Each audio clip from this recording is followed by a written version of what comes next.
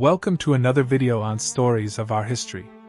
The year is roughly 546 before the Common Era, and the kingdom of Lydia, perched on the western fringe of the Anatolian plateau, shines like a jewel of the ancient world. Its capital, Sardis, rises on a steep spur of the Molus Mountains above the fertile plain of the Hermus River, a citadel so formidable that its sheer cliffs on three sides made it, in the eyes of contemporaries, almost invulnerable to assault. The city is a marvel of engineering and opulence. Its houses and temples are built of gleaming marble and terracotta. Its acropolis is crowned by the royal palace of the Mermnad dynasty, and its streets hum with the commerce of merchants from Ionia, Phoenicia, Egypt, and the distant lands of the Euphrates.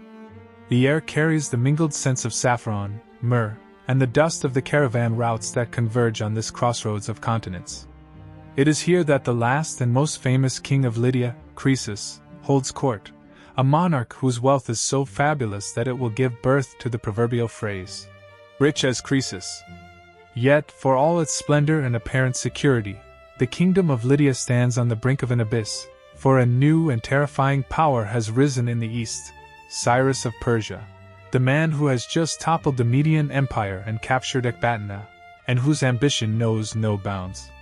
The encounter between Croesus and Cyrus, the clash between the richest kingdom of the West and the most dynamic conqueror of the East, will become one of the pivotal moments of ancient history, a drama of fate, hubris, and the terrible irony of oracles that will end with the fall of Sardis and the absorption of Lydia's infinite wealth into the coffers of the Achaemenid Empire. The kingdom of Lydia in the 6th century BC was a realm of astonishing natural and human resources, a fertile bridge between the Aegean world and the interior of Asia Minor. The river valleys of the Hermus, the Cayster, and the Meander, fed by the snows of the Anatolian highlands, produced abundant harvests of wheat, barley, olives, and grapes, and the rolling hills were dotted with orchards of figs and pomegranates, while the upland pastures supported vast flocks of sheep whose wool supplied the famous textile workshops of Sardis. The true source of Lydian wealth, however, lay in the alluvial sands of the Pactolus River, a tributary of the Hermus that flowed through the marketplace of Sardis itself, and which was so heavily laden with Electrum, a natural alloy of gold and silver, that the Lydians believed King Midas of Phrygia had washed away his golden touch in its waters. It was from this Electrum that the Lydians, under the Mermnad dynasty, had invented the first true coinage in human history, striking small oval pieces stamped with the image of a lion and a bull, a monetary innovation that revolutionized trade across the Mediterranean and the Near East, and that filled the royal treasury with a concentration of precious metal that had no parallel in the contemporary world. Croesus, the fifth and final ruler of the Mermnad line, had inherited this economic engine and had expanded Lydian power through a combination of military conquest, diplomatic marriage, and the systematic imposition of tribute on the Greek cities of the Ionian coast, including Ephesus, Miletus, Smyrna, and Colophon, whose merchants and artisans added their own considerable wealth to the Lydian tribute rolls. The kingdom, at its zenith, stretched from the Black Sea coast of Paphlagonia to the shores of the Mediterranean in Lycia, and from the Halys River in the east to the Aegean Islands in the west, a domain that controlled the terminus of the great overland trade routes that brought tin from the west, ivory from Africa, and spices from Arabia to the burgeoning markets of the Greek world. The character of Croesus himself, as it emerges from the Greek and Near Eastern sources, is a complex amalgam of genuine piety, shrewd political calculation, and a fatal susceptibility to the seductions of flattery and the misinterpretation of omens. He was the son of Aliats, the fourth Mermnad king, who had waged a long and indecisive war against the Medes under Cyaxares that had been brought to a dramatic close by the total solar eclipse of May 28, 585 BC, an event that so terrified the combatants that they immediately sued for peace and sealed the treaty with the marriage of Aliat's daughter, Arienes, to Astyages, the son of Cyaxares. Croesus, therefore, was the brother-in-law of the very Astyages whom Cyrus had just overthrown, a family connection that would provide both a pretext and an emotional spur for his fateful decision to challenge the rising Persian power. On the throne since approximately 560 BC, Croesus had spent the first years of his reign consolidating his father's conquests, suppressing the revolts of the Greek cities that had grown restive under Lydian domination, and refining the fiscal machinery that extracted tribute from his subjects while simultaneously distributing patronage to the temples and oracles that bestowed legitimacy on his rule. His wealth was displayed with calculated magnificence. His palace was adorned with furniture of gold and silver, his tables groaned under plate of precious metal, and his gifts to the sanctuaries of Greece, most famously the enormous gold lion dedicated at Delphi, the solid gold statue of a woman that the Delphians identified as his baking woman, and the countless silver and gold vessels sent to the shrines of Apollo at Didyma and of Amphiros at Oropus, were intended to demonstrate that the king of Lydia was the most pious as well as the most prosperous of mortals. Yet this very ostentation sowed the seeds of a dangerous complacency, for Croesus had come to believe that his riches could purchase the favor of the gods and the loyalty of his allies, and that no earthly power could threaten a kingdom so manifestly blessed by fortune. The intellectual and cultural environment of Sardis in the mid-6th century BC was one of the most cosmopolitan in the ancient world, a place where the wisdom of the East met the philosophy of the West in a fruitful, and sometimes tense exchange. The Lydian court was a magnet for intellectuals, poets, and wise men from across the known world, and it was here, according to the famous story preserved by Herodotus, that the Athenian sage Solon visited Croesus during his travels after the enactment of his laws. The conversation between the king and the philosopher, whether historical or legendary, encapsulates the tragic arc of Croesus's story with the precision of a parable. Croesus, eager to be validated as the happiest of men, displayed his treasures and then asked Solon who, in the sage's opinion, was the most fortunate person he had ever encountered. Solon, refusing to be impressed by the gold and the purple, named an obscure Athenian named Tellus, who had died honorably in battle after seeing his children and grandchildren grow to adulthood, and when Croesus pressed him further, Solon added the names of the Argive brothers Cleobis and Biton, who had fallen asleep in the temple of Hera and never wakened, honored by the gods for their filial piety. The famous maxim that Solon pronounced, "Call no man happy until he is dead, until then call him lucky," was a warning that Croesus dismissed as the foolishness of a provincial philosopher, but it would return to haunt him in the hour of his utmost humiliation. The court of Sardis also hosted the famous fable-teller Aesop, who, according to later tradition, served as a counselor to Croesus and attempted, through his tales of foxes and lions, to impart the lessons of prudence that the kings so conspicuously lacked. The presence of such figures illustrates the openness of Lydian society and its capacity to absorb and appreciate the cultural achievements of the Greeks, even as it sought to dominate them politically. The geopolitical situation that set the stage for the confrontation between Lydia and Persia was characterized by a cascading series of upheavals that had, within the span of a few years, transformed the balance of power in the Near East. The fall of Ecbatana and the absorption of the Median Empire by Cyrus in 550 BC had eliminated the buffer state that had stood between Lydia and the Iranian plateau for more than 3 decades. Astyages, the Median king who had been Croesus's brother-in-law through the marriage treaty of 585 BC, was now a captive of his own grandson, and the Median realm, with all its resources and manpower, had been merged into the rising Achaemenid state. Croesus, who had maintained friendly relations with his Median relatives and who had perhaps hoped to inherit some of the Median territories in the event of Astyages' death, was confronted instead with a dynamic and aggressive new power that had already demonstrated its capacity for rapid and decisive conquest.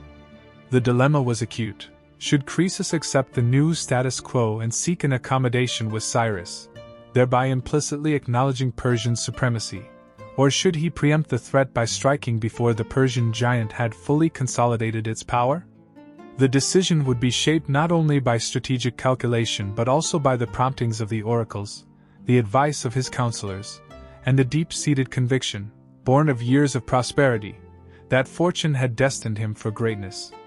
The stage was therefore set for a drama that would encompass the entire eastern Mediterranean, from the cliffs of Delphi to the plains of Cappadocia, and that would end, after a series of stunning reversals, with the golden capital of Lydia in flames and its king a captive at the mercy of the man who had already proven himself the master of the masterstroke. The Mermnad dynasty, which ruled Lydia for 5 generations until its extinction with the fall of Croesus, had transformed a modest kingdom in the Hermus Valley into the dominant power of Western Anatolia through a combination of military aggression, economic innovation, and astute diplomacy. The founder of the dynasty, Gyges, had seized the throne around 680 BC by murdering King Candaules, whose wife he subsequently married, a bloody origin story that was surrounded by legend and that established a precedent of violence and usurpation that would haunt the Mermnad line. Gyges, however, was not merely a successful conspirator. He was a visionary king who understood that the wealth of the Pactolus sands could be converted into political power, and he initiated the policy of striking the Electrum coins that would become the trademark of Lydian commerce. He also launched a series of campaigns against the Greek cities of the coast, capturing Colophon and Magnesia, and established diplomatic relations with the great powers of the East, sending gifts to the Assyrian king Ashurbanipal and soliciting the aid of the pharaoh Psamtik I of Egypt against the Cimmerian nomads who were then ravaging Anatolia. The dynasty that Gyges founded was thus, from its inception, outward-looking and imperial, a state that combined the agricultural wealth of the river valleys with the commercial dynamism of the Greek trading cities and the military prowess of a warrior aristocracy that fought from chariots, and later from horseback. The successors of Gyges, Sardis, Sadeats, and Aliats, continued the expansion of the Lydian realm, each adding new territories and consolidating the gains of his predecessor. Sardis, who reigned for nearly half a century, captured Priene and fought a series of wars against the Milesians, while Sadeats, whose reign was shorter and less distinguished, maintained the pressure on the Ionian cities. It was Aliats, the father of Croesus and the fourth king of the line, who brought the kingdom to its peak of power and prestige. Aliats, who ascended the throne around 610 BC, was a warrior king of exceptional energy and vision, who expelled the Cimmerians from Anatolia in a series of campaigns that secured the Lydian heartland from the nomadic threat, subdued the Greek city of Smyrna after a long siege, and extended Lydian control eastward across the Halys River into the region of Cappadocia. His most famous military achievement, however, was the Great War against the Medes under Cyaxares, a conflict that lasted for 5 years and that was marked by a series of indecisive battles, including the famous engagement that was interrupted by the total eclipse of the sun. The peace that followed, mediated by the kings of Babylon and Cilicia and sealed by the marriage of Aliat's daughter Arienes to Astyages, the son of Cyaxares, established the Halys River as the boundary between the Median and Lydian spheres of influence, and inaugurated a period of stability and prosperity that lasted until the rise of Cyrus. Aliats also built the great royal necropolis of Bintip, the 1,000 Mounds, on the plain of the Hermus, where the tumulus of the king himself, a colossal mound of earth and stone nearly 70 meters high, still dominates the landscape, a monument to the ambition and the resources of the Mermnad monarchy.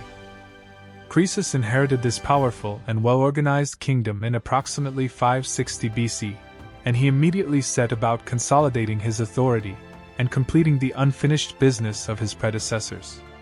The Greek cities of the Aegean coast, which had chafed under Lydian domination for generations, saw the accession of a new king as an opportunity to reassert their independence. But Croesus quickly demonstrated that he possessed both the determination and the resources to maintain the empire that his father had built.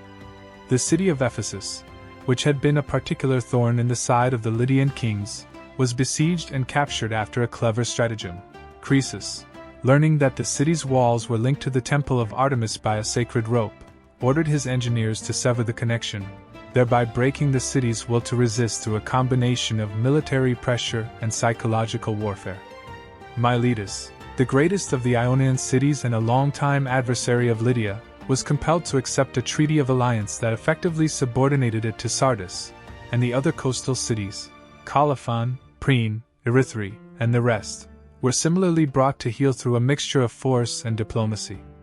By the end of the first decade of his reign, Croesus had established himself as the undisputed master of western Anatolia from the Propontis to the Mediterranean, and his court at Sardis had become the arbiter of the political life of the Greek world east of the Aegean.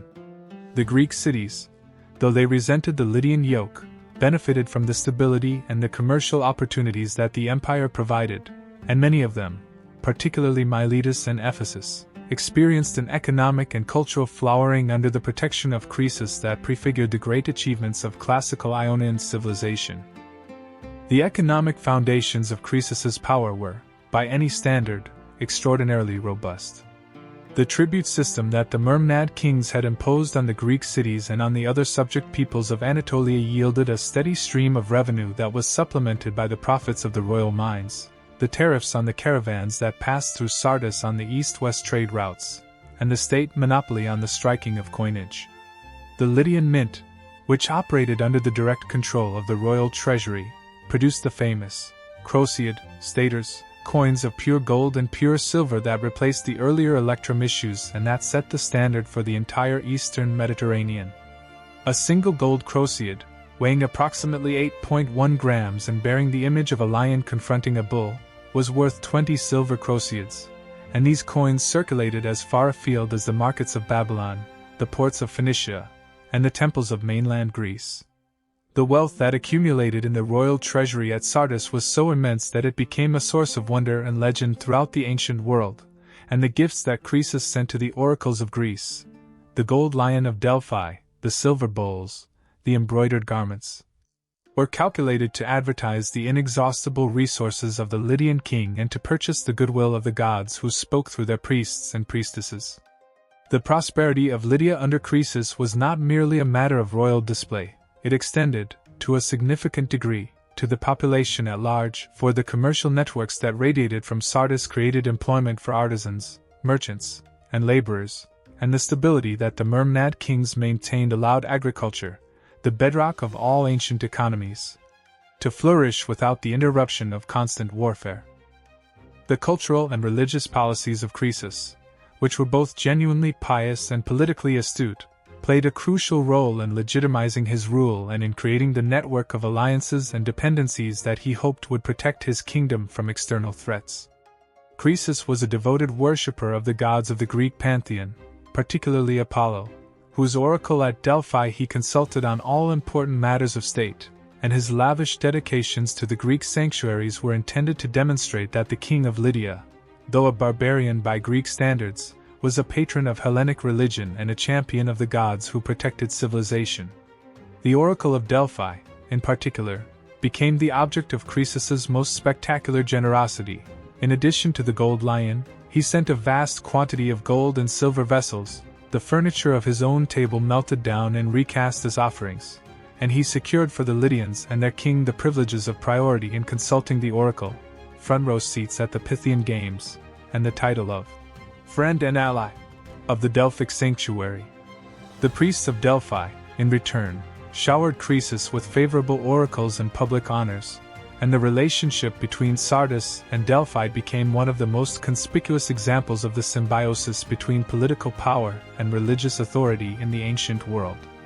The other oracles, Didyma in the territory of Miletus, the sanctuary of Amphiros in Boeotia, the oracle of Zeus at Dodona in Epirus, and the shrine of Ammon in the Libyan desert, were also recipients of Croesus's largesse, and by cultivating the goodwill of all the major prophetic centers, the Lydian king believed that he had secured for himself a comprehensive insurance policy against the uncertainties of fate. The transformation of the political landscape of the Near East that had been set in motion by the fall of Ecbatana in 550 BC did not immediately register as an existential threat in Sardis. Croesus, who had been absorbed in the consolidation of his western domains and in the cultivation of his relations with the Greek oracles and the Greek cities, initially regarded the rise of Cyrus as a distant and perhaps even advantageous development. The removal of his brother-in-law Astyages might, in Croesus's calculation, open opportunities for Lydian expansion into the former Median territories, particularly the region of Cappadocia that lay on the eastern bank of the Halys River and that had long been a contested frontier between the Lydian and Median spheres of influence. The early reports from the east, which filtered into Sardis through the network of merchants and spies that the Lydian court maintained, suggested that Cyrus was a formidable military leader but that his hold on the newly conquered Median territories was fragile and that the Median aristocracy was restive under Persian domination. Croesus may have believed that he could replicate the strategy that his father Alyattes had employed against the Medes, leveraging a limited military engagement into a negotiated settlement that would extend Lydian influence eastward without the risk of a full-scale war. The court at Sardis was abuzz with discussions about the Persian threat and the opportunities it presented, and a faction of hawkish advisors, eager for the spoils of war and confident in the superiority of Lydian arms, urged the king to strike before Cyrus had time to consolidate his power. The military resources that Croesus could potentially bring to bear against the Persians were, on paper, formidable. The Lydian army had been forged in the long wars of the Myrmidid dynasty, and its core consisted of the Lydian cavalry, which was considered by contemporaries to be the finest in the ancient world. The Lydian horsemen, mounted on the magnificent horses that were bred in the pastures of the Hermus and Caister valleys, were armed with long thrusting lances and trained in the tactics of shock combat that could shatter enemy infantry formations with the weight of a coordinated charge.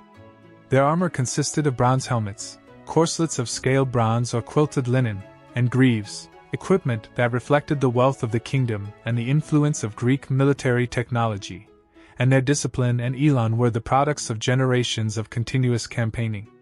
The infantry component of the Lydian army, though less celebrated than the cavalry, included contingents of heavy spearmen drawn from the subject peoples of Anatolia, Mysians, Paphlagonians, and the warrior tribes of the interior, who fought in close formation with shields and long spears, as well as archers and slingers who provided ranged support. To this native Lydian force, Croesus could add the contingents of his Greek allies and mercenaries, hoplites from Ionia and the islands of the Aegean who were armored in bronze and trained in the disciplined tactics of the phalanx, a formation that had proven its effectiveness in the intercity wars of the Greek world. The size of the Lydian army that Croesus could field is a matter of debate among modern historians, but the ancient sources, particularly Herodotus, suggest that it numbered in the tens of thousands, a force that, combined with the armies of his allies, might rival or even exceed the army that Cyrus had led against Ecbatana. The strategic calculus that Croesus faced in the months following the fall of Ecbatana was further complicated by the network of alliances and enmities that structured the international politics of the eastern Mediterranean. Croesus was not an isolated monarch. He had cultivated relationships with the other great powers of the region, particularly Egypt, Babylon, and Sparta, and he believed that these alliances would ensure that a war with Persia would be fought on terms favorable to Lydia. Egypt, which was then ruled by the pharaoh Amasis II of the 26th dynasty, was the most powerful kingdom in the eastern Mediterranean and had a long-standing interest in maintaining the balance of power in the Near East. Amasis, who had come to power through a military coup and who was deeply suspicious of the ambitions of external conquerors, recognized the threat that a unified Persian empire posed to Egyptian security, and he readily agreed to an alliance with Croesus that promised mutual support in the event of war. Babylon, the other great power of the East, was also alarmed by the rise of Cyrus, and the Babylonian king Nabonidus, who had already begun to strengthen the fortifications of Sippar and to seek allies among the Arab tribes, was receptive to the idea of a coalition that would contain the Persian advance. The Spartans, the most formidable military power of mainland Greece, were less directly threatened by the Persians but were amenable to an alliance with Croesus, whom they regarded as a generous benefactor and a valuable counterweight to their traditional rivals in Ionia. Croesus, buoyed by these diplomatic successes, dispatched envoys to his allies with a plan for a coordinated offensive against Persia in the spring of the following year, a campaign that would simultaneously strike the Persians from the west, the south, and the north, and that would, he confidently believed, nip the Persian threat in the bud before it could flower into a full-blown imperial peril. The decision to seek the guidance of the oracles before committing to war was entirely in keeping with Croesus's character and with the religious culture of the ancient world, in which no major political or military undertaking was launched without first ascertaining the will of the gods. The oracles, particularly Delphi, were not merely religious institutions. They were also centers of intelligence and political analysis, for the priests and priestesses who interpreted the divine messages were well informed about the affairs of the great powers and were skilled in the art of formulating prophecies that could be interpreted in multiple ways.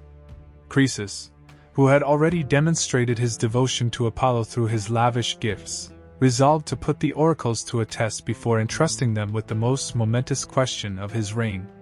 According to the famous story preserved by Herodotus, Croesus dispatched envoys to all the major oracles of the Greek world, Delphi, Didyma, Dodona, Amphiaraos, and the oracle of Trophonius in Boeotia, and even to the oracle of Ammon in the Libyan oasis, with instructions to consult the deities on the same day and to ask what the king of Lydia was doing at that precise moment.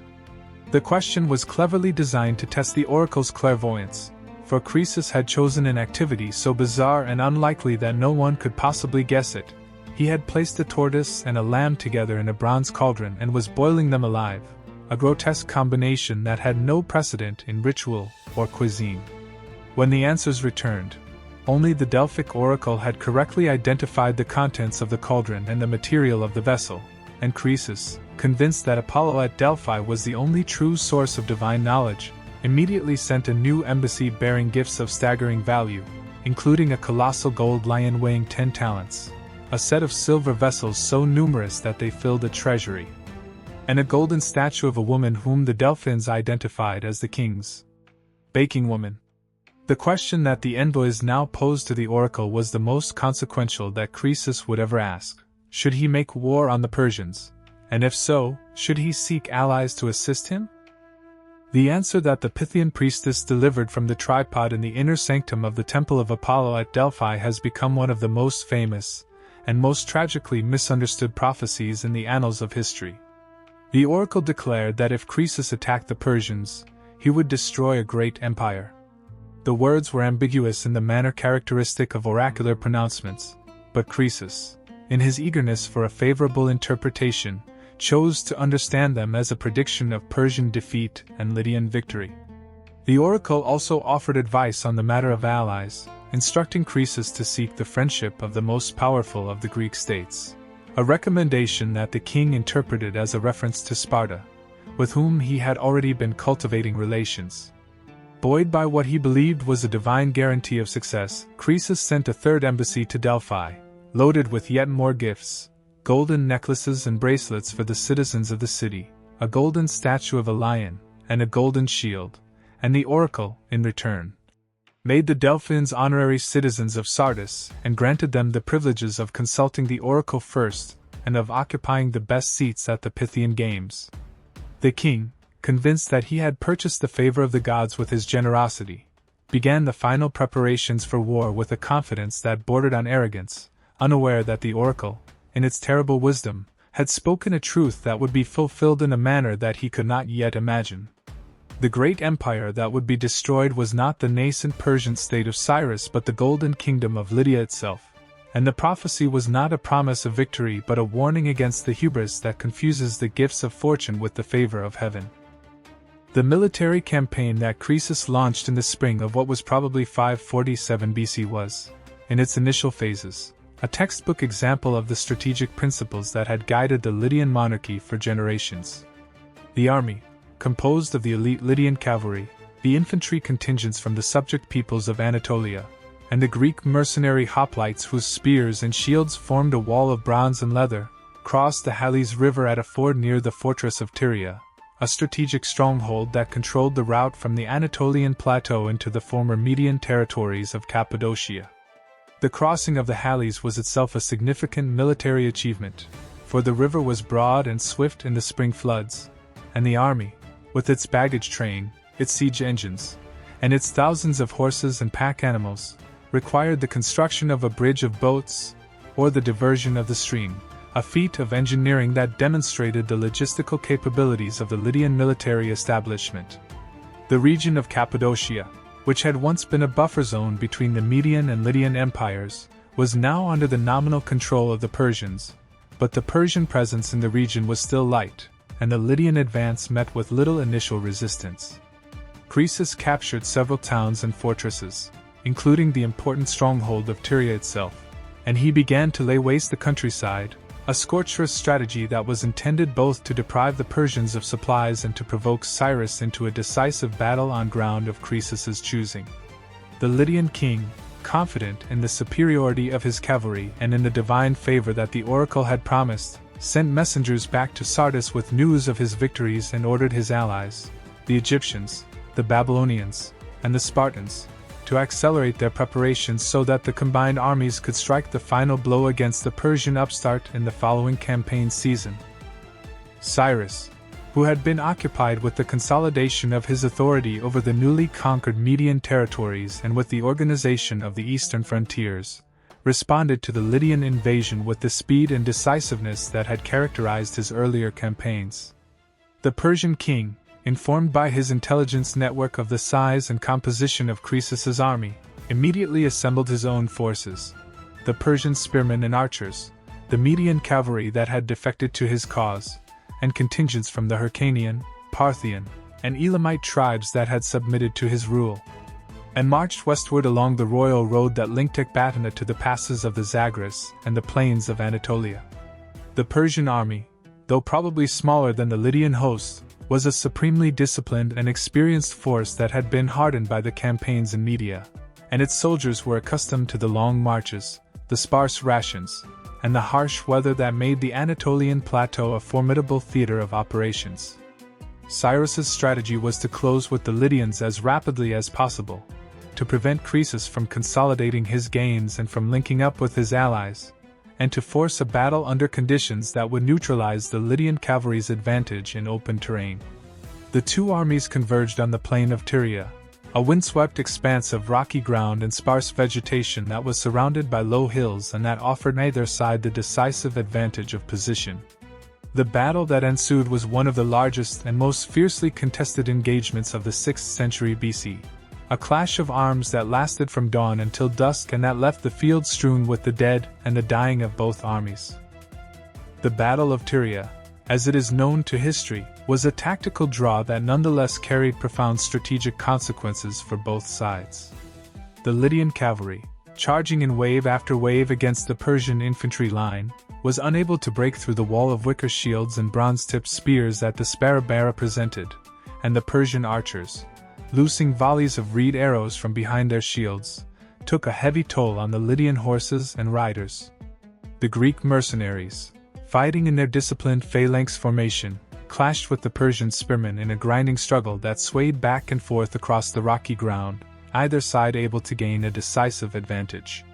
The Median horse archers on the Persian flanks, employing the tactics of feigned retreat and sudden countercharge that they had perfected in the wars against the Assyrians, prevented the Lydian cavalry from outflanking the Persian line and turning the enemy's position. As the sun sank below the horizon and the shadows lengthened across the corpse-strewn plain, both armies, exhausted and decimated, withdrew to their respective camps, and neither side could claim a clear victory. Croesus, however, interpreted the outcome as a Persian check rather than a Lydian defeat, and he concluded that the campaign season was effectively over.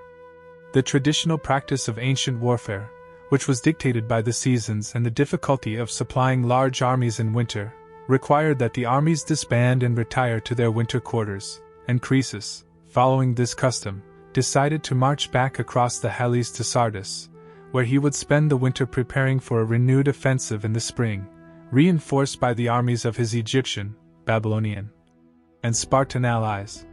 He sent messengers to his allies instructing them to rendezvous at Sardis in the 5th month of the following year, confident that the combined host would be more than a match for the Persians, and that the prophecy of Delphi would be fulfilled in a great and glorious victory.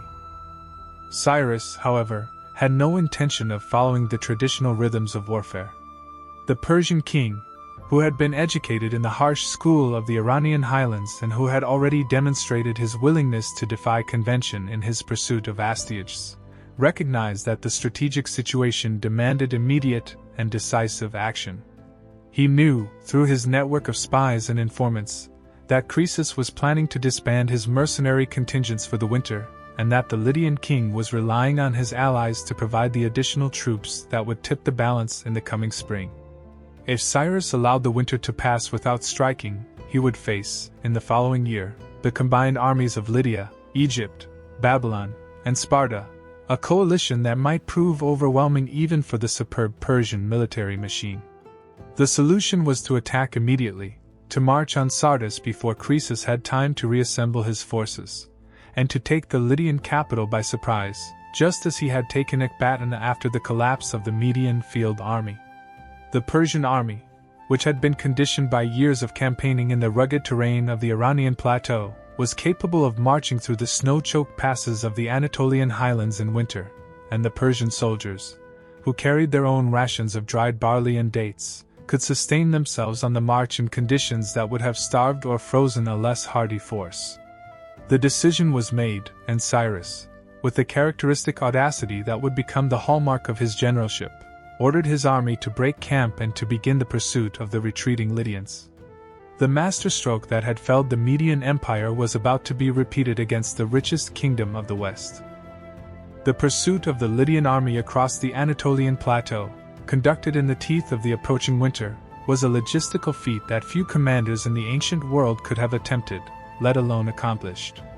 The Persian troops, marching in a column that stretched for miles, crossed the Halys at a ford that had been prepared by their advanced scouts, and they pressed on through the rugged terrain of Phrygia, the ancient heartland of King Midas, where the road passed through gorges and over wind-scoured plateaus that were already dusted with the first snows of December.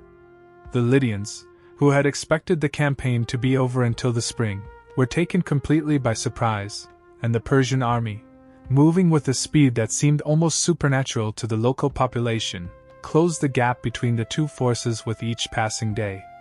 Croesus, when he received the astonishing news that the Persians were in Phrygia and advancing on Sardis, was forced to make a desperate decision. He could either abandon the capital and retreat into the mountains, which would effectively concede the kingdom to the invader, or he could make a stand before the walls of Sardis with whatever forces he could assemble on short notice. The king, whose pride and confidence had not yet been entirely extinguished by the shock of the Persian pursuit, chose to fight. He mustered his Lydian cavalry, the troops that had been the terror of the Anatolian battlefields for generations, and prepared to meet the Persians on the open plain of the Hermus River, a field of battle that seemed ideally suited to the tactics of mounted shock combat that had been the foundation of Lydian military power. He also sent desperate messages to his allies, urging them to come to his aid with all possible speed, but the messages arrived too late, and the Lydian king would face the Persian onslaught alone.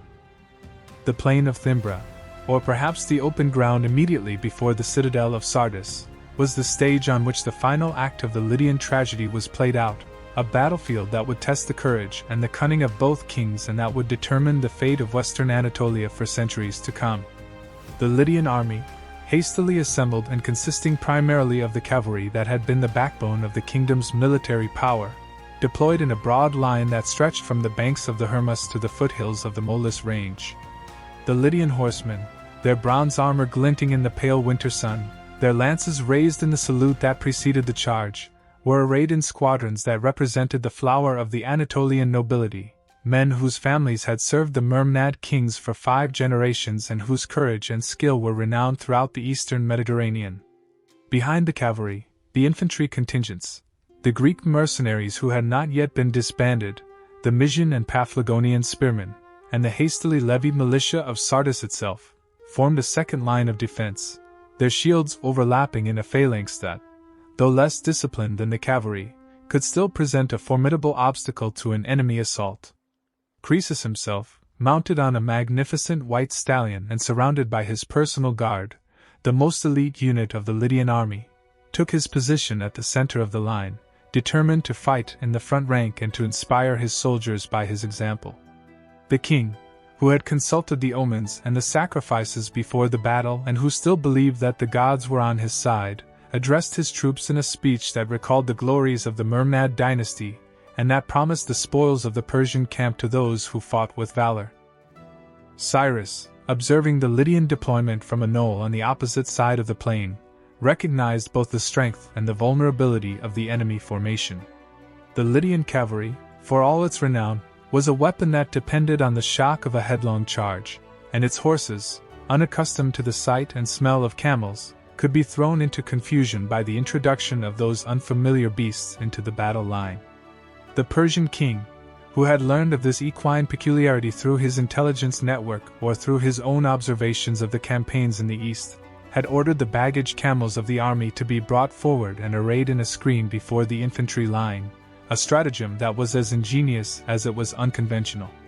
The camels, with their strange, swaying gait, their long necks, and their pungent odor, were objects of terror to the Lydian horses, and when the Persian line advanced, the cavalry of Croesus, which had been massed for the decisive charge, found itself facing a wall of grotesque and terrifying creatures that the horses refused to approach.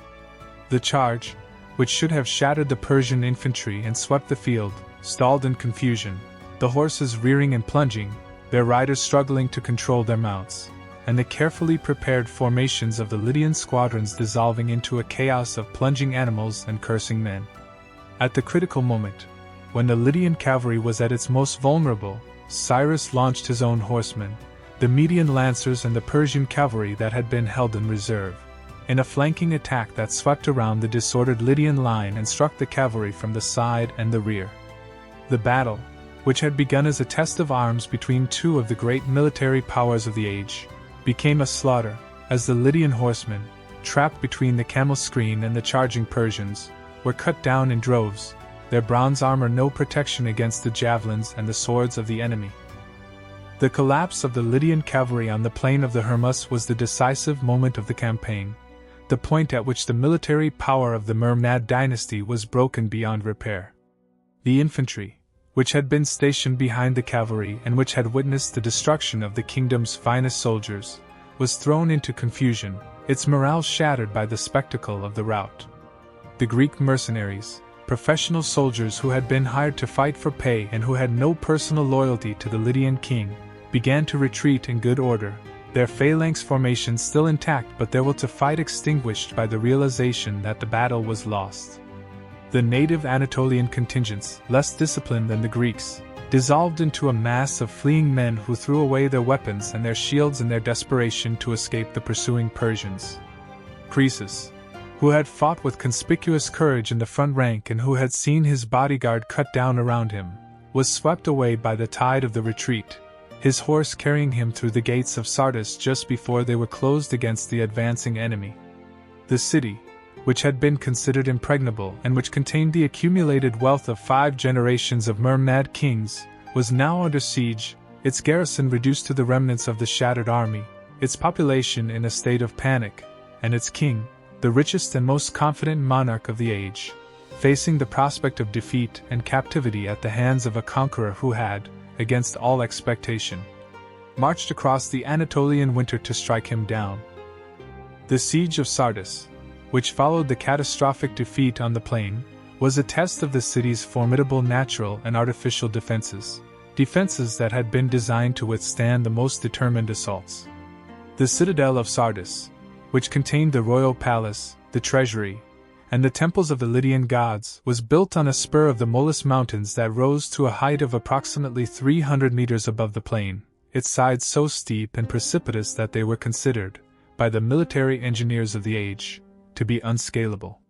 The lower city, which housed the markets, the workshops, and the dwellings of the common people, was protected by a circuit of massive stone walls, punctuated by towers and gateways,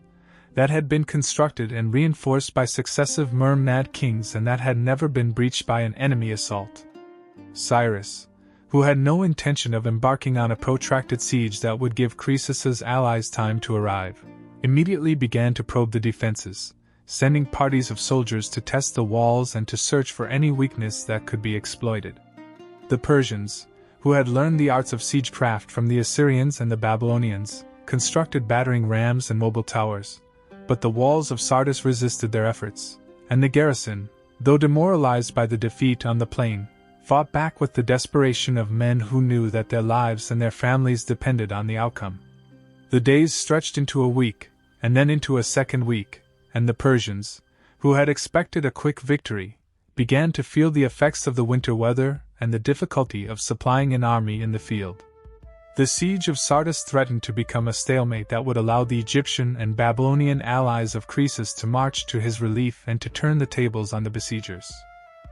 The resolution of the siege, when it came, was as sudden and as dramatic as the other reversals that had characterized the campaign, and it hinged on a combination of Persian ingenuity, Lydian carelessness, and the immutable logic of topography. The steepest side of the citadel, The side that faced away from the city and toward the rugged interior of the Molus range was so sheer that the Lydians had neglected to post a strong guard on its summit, reasoning that no human being could possibly scale the rock face.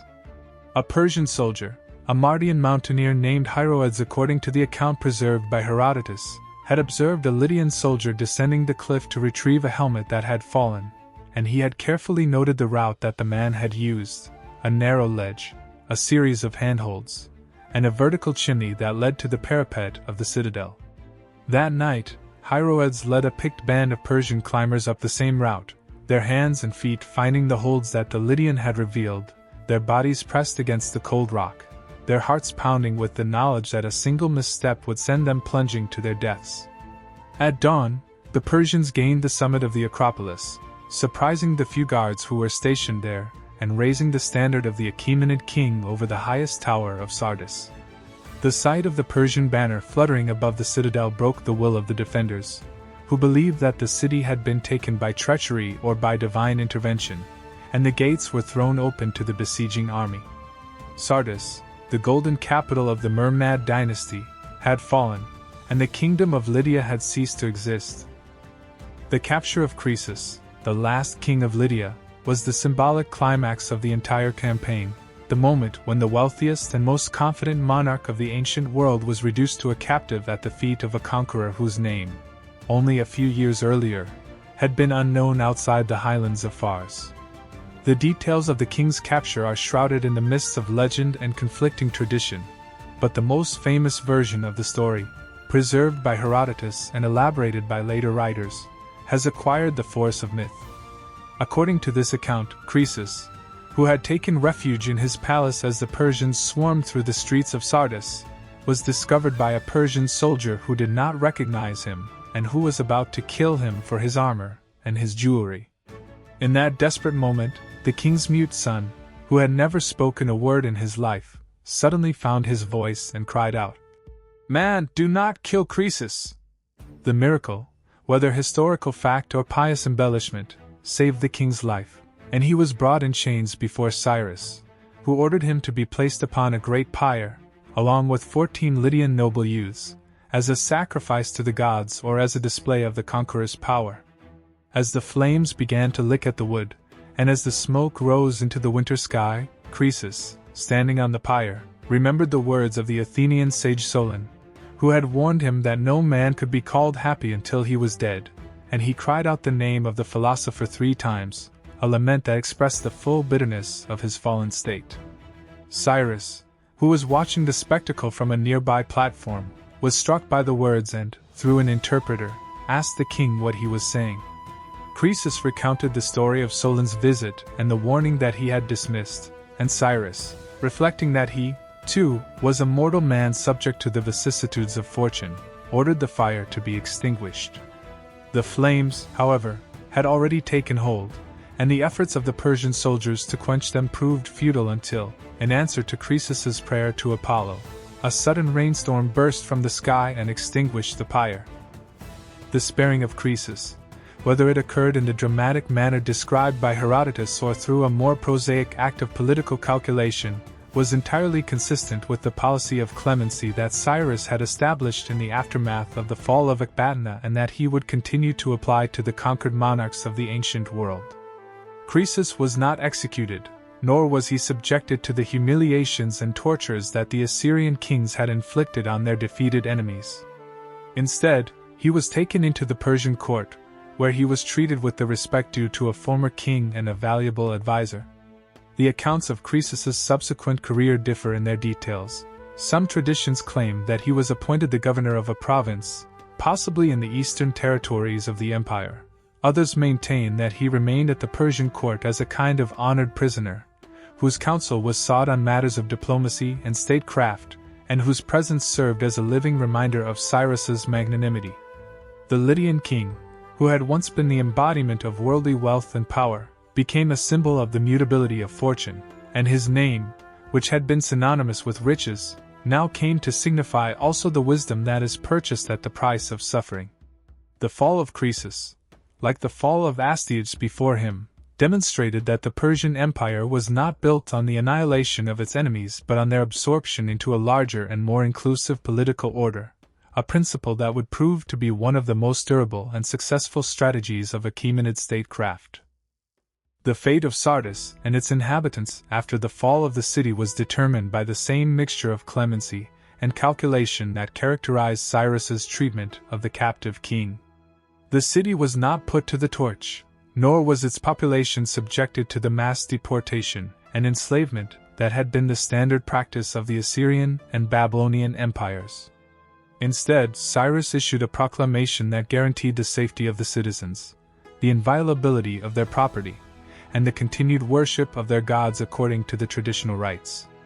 The temples of the Lydian deities, particularly the great temple of Cybele, the mother goddess who was the principal deity of the Anatolian pantheon, were left intact and their endowments preserved, a policy that was designed to reconcile the Lydian population to Persian rule and to present the Achaemenid king as the legitimate successor of the Mermnad dynasty.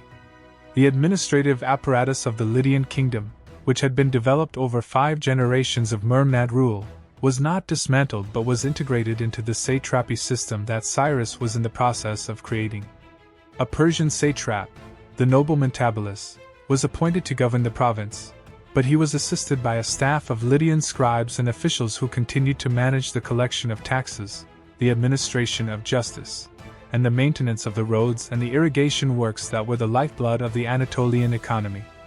The Lydian aristocracy, which had lost many of its members in the disastrous battle on the plain of the Hermus, was reconstituted under Persian supervision, and the survivors were offered positions in the new administration and the opportunity to serve the great king in return for the preservation of their estates and their privileges.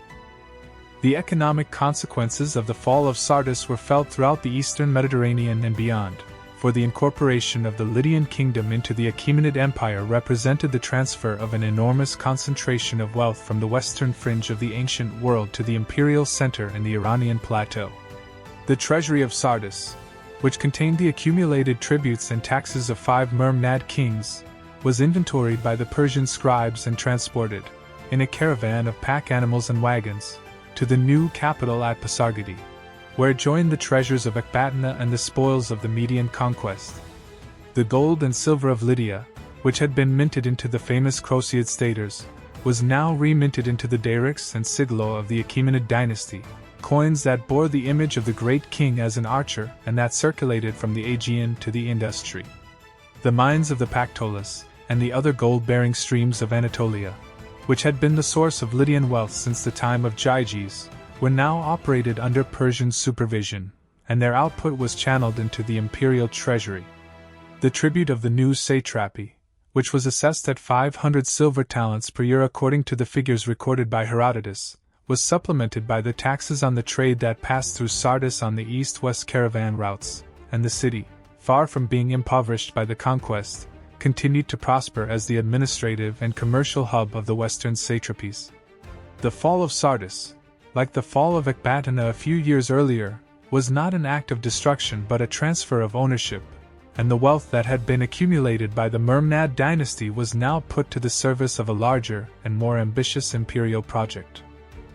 The integration of Lydia into the Achaemenid administrative system was accomplished with a speed and a thoroughness that reflected the lessons that Cyrus had learned from his earlier conquests, and the sophistication of the bureaucratic apparatus that he had been developing since the fall of Ecbatana. The satrapy of Sparta, as the Persians called Lydia, was organized as one of the western provinces of the empire, with its capital at the rebuilt citadel of Sardis, its governor appointed by the great king, and its tribute assessed according to the economic capacity of the region. The satrap was assisted by a chancellor, who managed the financial accounts and the correspondence with the central court, and by a garrison commander, who controlled the Persian and Median troops that were stationed in the province, a division of powers that was designed to prevent any single official from accumulating the resources necessary for rebellion. The roads that connected Sardis to the interior of Anatolia and to the cities of the Ionian coast were improved and maintained by the imperial administration, and a network of posting stations, modeled on the royal road that linked Susa to Sardis, was established to facilitate the movement of couriers, troops, and officials. The Lydian language and the Lydian script, which had been used for royal proclamations and administrative documents under the Myrmnad kings, gradually gave way to Aramaic, the lingua franca of the Achaemenid bureaucracy. But the local traditions of governance and the local cults were respected, and the Lydian population, after the initial shock of the conquest, settled into the rhythms of life under Persian rule. The fall of Sardis was the end of the Lydian kingdom, but it was also the beginning of a new chapter in the history of Anatolia, a chapter that would see the region integrated into a political and economic system that spanned 3 continents, and that lasted for more than 2 centuries. The conquest of Lydia and the subjugation of the Ionian Greek cities that followed it brought the Achaemenid Empire into direct and permanent contact with the Greek world, a contact that would have profound and enduring consequences for both civilizations. The Ionian cities, which had been tributaries of Croesus and which had enjoyed a considerable degree of autonomy under the Lydian monarchy, were now confronted with the demands of a new and more distant overlord, whose power was based on the resources of the Iranian plateau and whose administrative methods were more systematic and more intrusive than the personal rule of the Myrmnad kings. The Persians, for their part, were encountering the Greek city-state for the first time, a form of political organization that was fundamentally different from the monarchies and empires of the Near East, and the encounter would be marked by a mixture of fascination, incomprehension, and mutual antagonism. The Ionians, who had initially hoped that the fall of Sardis would mean their liberation from tribute and tyranny, soon discovered that the Persians had no intention of relinquishing the revenues and the strategic advantages that the Lydian kings had enjoyed. The cities were required to pay tribute to the satrap in Sardis, to provide contingents of soldiers and ships for the imperial armies, and to accept the rule of pro-Persian tyrants who were installed or confirmed by the satrapal authority. The resentment that this situation generated would, within a generation, erupt into the Ionian revolt, the spark that ignited the Persian wars and that brought the armies of Darius and Xerxes to the shores of mainland Greece. The organization of the Ionian Greek cities under Persian rule was a complex and often contradictory process, reflecting the diversity of the cities themselves and the pragmatic, case-by-case approach that characterized Achaemenid governance. Some cities, such as Miletus, which had cultivated a special relationship with the Lydian and Persian authorities, were treated with relative leniency and allowed to maintain their internal autonomy and their commercial networks, while others, such as the cities of the Troad and the Hellespont, were placed under tighter control because of their strategic importance. The system of pro-Persian tyrants, which had been pioneered by the Lydian kings and which was continued by the Persians, was a convenient mechanism for controlling the Greek cities without the expense of maintaining permanent garrisons in each one. The tyrants, who were usually members of the local aristocracy and who depended on Persian support for their survival, were responsible for the collection of tribute, the maintenance of order, and the provision of military contingents, and they served as the intermediaries between the Greek cities and the satrapal administration in Sardis. This system, though efficient from the Persian perspective, was deeply unpopular with the Greek populations, who resented the loss of their political autonomy, and who regarded the tyrants as collaborators with the barbarian oppressor. The discontent was particularly acute in the cities that had experienced a period of democratic or oligarchic self-government before the Persian conquest, and the memories of that lost freedom would fuel the rebellion that erupted at the beginning of the 5th century. The cultural interaction between the Persians and the Greeks of Asia Minor was not, however, a simple story of oppression and resistance. It was also a story of mutual influence, adaptation, and occasional synthesis. The Ionian cities, despite their political subordination, continued to flourish as centers of commerce, art, and intellectual inquiry, and the Persian connection opened new markets and new opportunities for Ionian merchants and craftsmen. The great philosophical and scientific achievements of the Ionian Enlightenment, the speculations of Thales, Anaximander, and Anaximenes about the nature of the universe, the geographical explorations of Hecataeus, the historical inquiries that would culminate in the work of Herodotus, were produced in cities that were under Persian rule. And the relative stability and prosperity that the empire provided were not entirely inconsistent with the conditions necessary for intellectual creativity. The Persians, for their part, were deeply curious about the Greeks and their ways, and the Achaemenid court became a magnet for Greek physicians, architects, and artists who were attracted by the wealth and the cosmopolitanism of the imperial center. The exchange of ideas and techniques between the Greek and Persian worlds, though often overshadowed by the military conflicts that erupted periodically, was an enduring feature of the Achaemenid period, and the cultural hybridity that resulted from this exchange enriched both civilizations. The fall of Sardis, which had seemed to the Greeks of the time to be a catastrophe, was also, in the long perspective of history, the opening of a door through which the cultures of East and West would pass and mingle for centuries. The military significance of the conquest of Lydia extended beyond the immediate acquisition of territory and resources. It also provided the Achaemenid Empire with a forward base from which further expansion into Europe could be contemplated.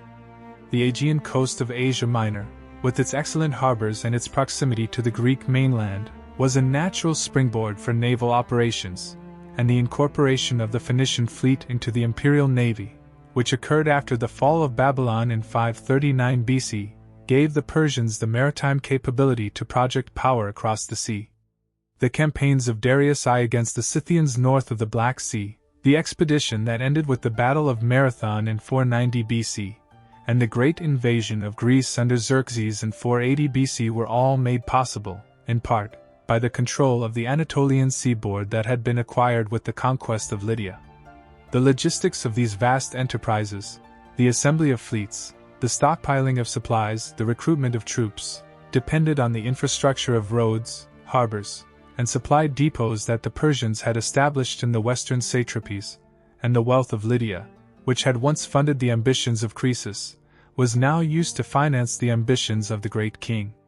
The fall of Sardis was thus a pivotal moment in the expansion of the Achaemenid Empire, the point at which the Persian juggernaut, having conquered the heartland of the Near East, turned its attention to the western horizon and began the long and ultimately inconclusive struggle with the Greek city-states that would define the geopolitics of the 5th century. The diplomatic reverberations of the Lydian conquest were felt in every court of the eastern Mediterranean, as the news of Croesus's defeat and the fall of Sardis confirmed the fears that had been growing since the fall of Ecbatana. The Egyptian pharaoh Amasis, who had pledged his support to the Lydian alliance but who had not sent his troops in time to effect the outcome, now faced the reality of a Persian empire that controlled the entire coastline of the Levant and that could, at a moment of its choosing, descend upon the Nile.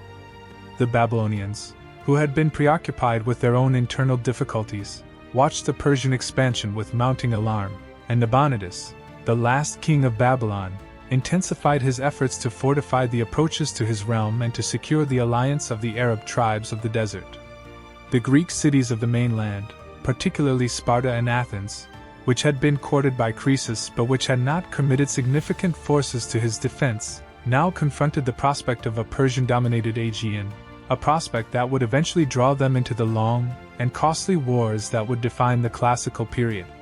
The fall of Croesus, in the eyes of the ancient world, was not merely the defeat of a single king or the annexation of a single kingdom. It was a portent of a new world order, a sign that the old powers, Lydia, Media, Babylon, Egypt, were giving way to a new and dynamic force that had emerged from the highlands of Iran and that seemed, for the moment, to be irresistible. The figure of Croesus, even in defeat, exercised a powerful hold on the imagination of the ancient world, and his story, as it was transmitted through the works of Herodotus, Xenophon, Ctesias, and the later Greek and Roman writers, became one of the great moral fables of antiquity. The narrative of the king who trusted in his riches, who misinterpreted the oracle, and who was brought low by the very fortune that he had worshipped was a paradigmatic illustration of the themes that the Greeks particularly cherished: the danger of hubris, the mutability of human happiness, and the inscrutable justice of the gods. The figure of Solon, the Athenian sage who had warned Croesus of the uncertainty of fortune, became, in retrospect, a prophet whose wisdom the king had failed to heed, and the words, "Call no man happy until he is dead," were quoted and requoted as a summary of the Greek philosophy of moderation and self-knowledge. The story of the Pyre, the sudden rainstorm, and the salvation of the king by the intervention of Apollo was interpreted as a demonstration of the power of the gods to humble the proud and to exalt the humble, and the image of Croesus standing in the flames, his royal robes ablaze, his voice raised in the cry of Solon became an icon of the tragic reversal of fortune that the Greeks called peripeteia. The encounter between Croesus and Cyrus was thus transformed from a historical event into a moral lesson, a myth that, like all great myths, contained a kernel of profound truth about the human condition and the limits of worldly power. The historical Croesus, as distinguished from the legendary figure, was a ruler of considerable ability and genuine piety, whose decisions, though they proved catastrophic, were based on a rational assessment of the information available to him. The alliance with Egypt, Babylon, and Sparta, though it failed to materialize in time to save his kingdom, was a sensible response to the threat posed by a rising imperial power, and the consultation of the oracles, far from being a superstitious whim, was a standard practice of ancient statecraft that reflected the importance of religious legitimacy in the political culture of the age. The misinterpretation of the Delphic prophecy, the belief that the great empire to be destroyed was the Persian rather than the Lydian, was a cognitive error that any intelligent person, operating under the influence of hope and ambition, might have made, and the rapidity of the Persian counteroffensive in winter was a military innovation that no contemporary commander could have anticipated. Croesus, in the judgment of many historians, was less the arrogant fool of Greek legend than a competent, and even enlightened monarch who was overtaken by events that moved at a speed and with a violence that the traditional rhythms of ancient politics could not accommodate. The tragedy of Croesus was not the tragedy of a man who was uniquely foolish or uniquely sinful. It was the tragedy of a man who was, in his virtues and in his vices, representative of the limitations of the age in which he lived and of the inherent fragility of all human enterprises that depend on the favor of fortune. The legacy of Croesus in the Persian court, where he spent the remainder of his life as an advisor to Cyrus and his successors, is a subject of considerable interest and some uncertainty. The Greek sources, which are our primary evidence for this period of the king's life, present Croesus as a wise counselor who used his experience and his insight to guide the Achaemenid kings and who was treated with honor and affection by Cyrus, who recognized the value of a man who had once ruled a great kingdom and who understood the ways of the Western world. According to Herodotus, Croesus accompanied Cyrus on his later campaigns, and it was he who advised the Persian king, during the war against the Masterstroke, to avoid the perilous confrontation that would ultimately claim Cyrus's life. The credibility of these accounts is difficult to assess, for they may reflect the tendency of the Greek historians to portray the Persians as dependent on the wisdom of Greek or Lydian advisors, but the core claim, that Croesus was spared and retained at the court, is consistent with the Achaemenid policy of clemency and with the administrative practice of incorporating the conquered elites into the imperial system. The image of Croesus, the richest man in the world, sitting at the right hand of the great king and offering his counsel on matters of state, is a powerful symbol of the transformation that the Persian conquest wrought. The old order was not annihilated but absorbed, and the wealth and the wisdom of the conquered were put to the service of the conqueror. The impact of the Lydian conquest on the development of the Achaemenid economy was both immediate and long-lasting, for the influx of Lydian gold and silver into the Persian treasury provided the financial resources that funded the ambitious building projects, the military campaigns, and the administrative apparatus of the empire. The famous gold darics, which were first struck under Darius I and which became the standard currency of the empire, were minted from the gold that had been accumulated in the treasury of Sardis and from the output of the Anatolian mines that the Persians now controlled. The silver sigilloi, which circulated alongside the darics in the markets and bazaars of the Near East, were likewise produced from the vast reserves of precious metal that the conquest of Lydia had made available. The standardization of coinage and the creation of a unified monetary system, which were among the most important economic innovations of the Achaemenid period, were made possible, in part, by the windfall of precious metals that the fall of Sardis had delivered. The wealth of Croesus, which had once been displayed in the golden dedications at Delphi and in the magnificent palaces of the Mermnad kings, was now the property of the great king, and it was used not for personal ostentation but for the construction of an imperial infrastructure that included roads, canals, fortresses, and the great ceremonial centers at Pasargadae, Persepolis, and Susa. The conquest of Lydia was, in economic terms, the moment when the Persian Empire acquired the financial muscle that enabled it to sustain its role as a superpower for the next 2 centuries. The integration of the Lydian monetary system into the Persian economy was not a simple process of confiscation and reminting. It was a complex transition that involved the adaptation of Lydian financial techniques and the training of Persian and Elamite scribes in the methods of accounting and coinage that the Lydians had pioneered. The Lydian mint, which had been the first in the world to produce coins of pure gold and pure silver, continued to operate under Persian supervision, and the skills of the Lydian moneyers and die-cutters were passed on to the craftsmen who produced the imperial coinage. The concept of bimetallism, the simultaneous circulation of gold and silver coins at a fixed ratio, was a Lydian innovation that the Persians adopted and refined, and the dairic siglos system, in which 1 gold dairic was worth 20 silver sigloi, became the monetary standard for the entire eastern Mediterranean. The influence of Lydian financial practices extended even to the Greek world, where the coinages of the Ionian cities and later of the mainland Greek states were modeled, directly or indirectly, on the Lydian and Persian precedents. The fall of Sardis, which might have been expected to destroy the monetary system that the city had nurtured, instead ensured its survival and its diffusion, for the Achaemenid Empire provided a political and economic framework within which the Lydian innovations could be deployed on a vastly larger scale than the Mermnad kings had ever imagined.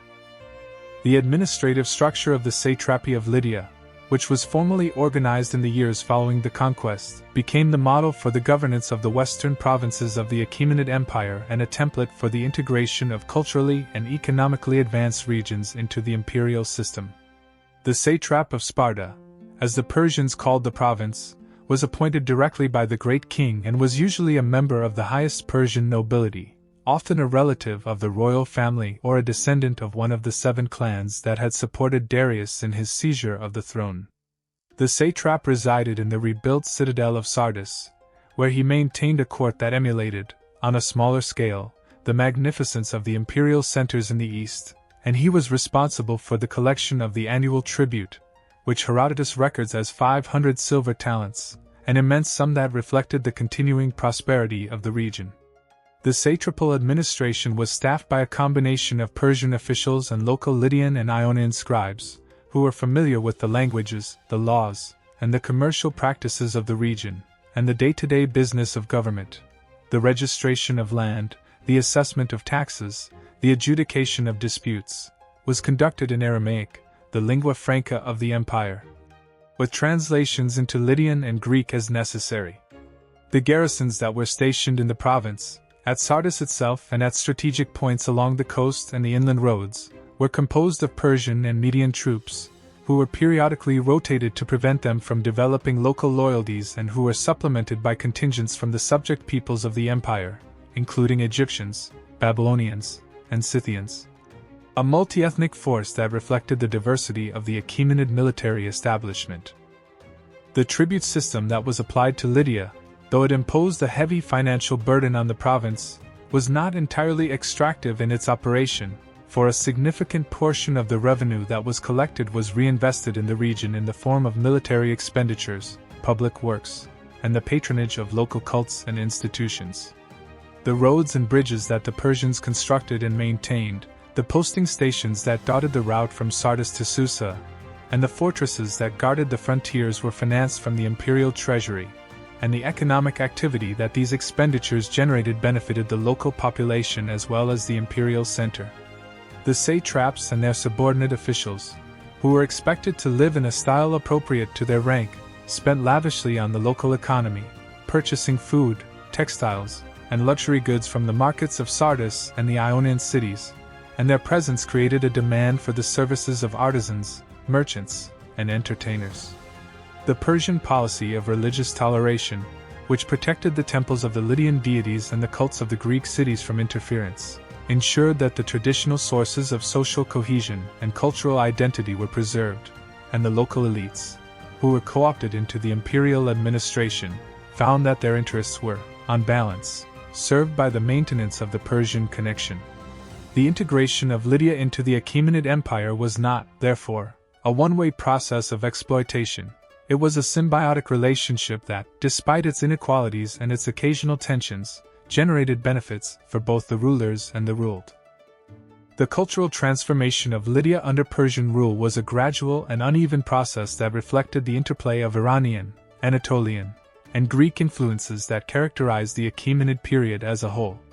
The Persian nobility who settled in Sardis and the other administrative centers of the province brought with them the language, the religion, and the customs of the Iranian heartland, including the worship of Ahura Mazda, the reverence for the sacred fire, and the elaborate etiquette of the royal court. The Lydian population, which had its own ancient religious traditions centered on the goddess Cybele and the cult of the dying and resurrected god Attis, continued to practice its traditional rites, and the temples of the Lydian deities remained active centers of worship throughout the Achaemenid period and beyond. The Greek cities of the coast, which were the most dynamic and the most restive element of the population, maintained their distinctive civic institutions, the assemblies, the councils, the festivals, the athletic competitions, and their temples to Apollo, Artemis, and the other Olympian deities continued to receive offerings and to attract pilgrims from across the Greek world. The interaction of these three cultural strands produced a distinctive Anatolian-Iranian-Greek synthesis that is visible in the art, the architecture, and the religious practices of the region during the Achaemenid period. The rock-cut tombs of the Lydian and Phrygian nobility, which combined Greek architectural elements with Persian motifs such as the winged disk of Ahura Mazda, are a striking example of this cultural hybridity, and the coins that were minted in the Ionian cities under Persian rule often bear images that blend Greek and Persian iconography in a way that reflects the multicultural reality of the province. The military role of Lydia within the Achaemenid Empire was of great strategic importance, for the province served as the primary staging ground for the Persian campaigns in the west and as a source of cavalry and infantry for the imperial armies. The Lydian cavalry, which had been the finest in the ancient world before the Persian conquest, was reorganized under Persian command and deployed in the campaigns against the Scythians, the Thracians, and the mainland Greeks, where its skills in mounted combat were highly valued. The Ionian Greek cities, which had a long tradition of naval warfare and which possessed some of the best ships and sailors in the eastern Mediterranean, were required to provide contingents of triremes and marines for the Persian fleets, and the naval expeditions that were launched against Naxos, Eretria, and Athens in the early 5th century drew heavily on Ionian resources.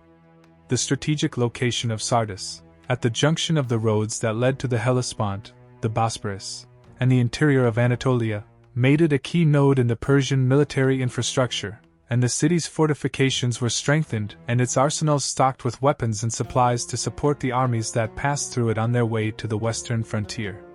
The military history of the Achaemenid Empire, from the Scythian expedition of Darius to the invasion of Greece under Xerxes and the subsequent wars of the 4th century, is inextricably linked to the conquest of Lydia and the integration of its military resources into the imperial machine. The legacy of Croesus and the Lydian kingdom in the later history of the Achaemenid Empire is a subject that has received less attention than it deserves, for the influence of the Lydian conquest extended far beyond the immediate circumstances of the 6th century, and shaped the development of the empire in ways that were not always visible to contemporary observers.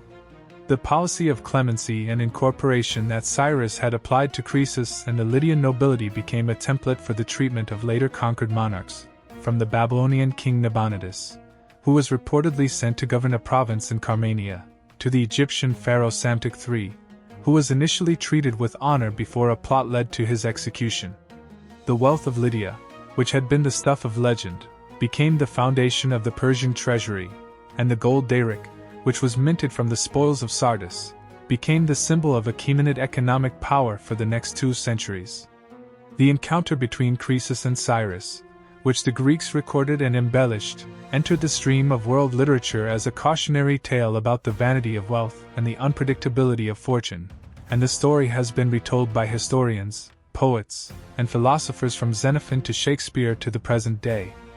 The fall of Sardis was, in the final analysis, more than a military conquest. It was a cultural event that resonated across the centuries and that helped to define the relationship between East and West, between wealth and wisdom, and between the ambitions of mortals and the decrees of the gods. The oracular dimension of the Croesus narrative, which was already a subject of intense interest to the Greeks of the classical period, raises profound questions about the nature of prophecy, the psychology of decision-making, and the role of the supernatural in historical causation.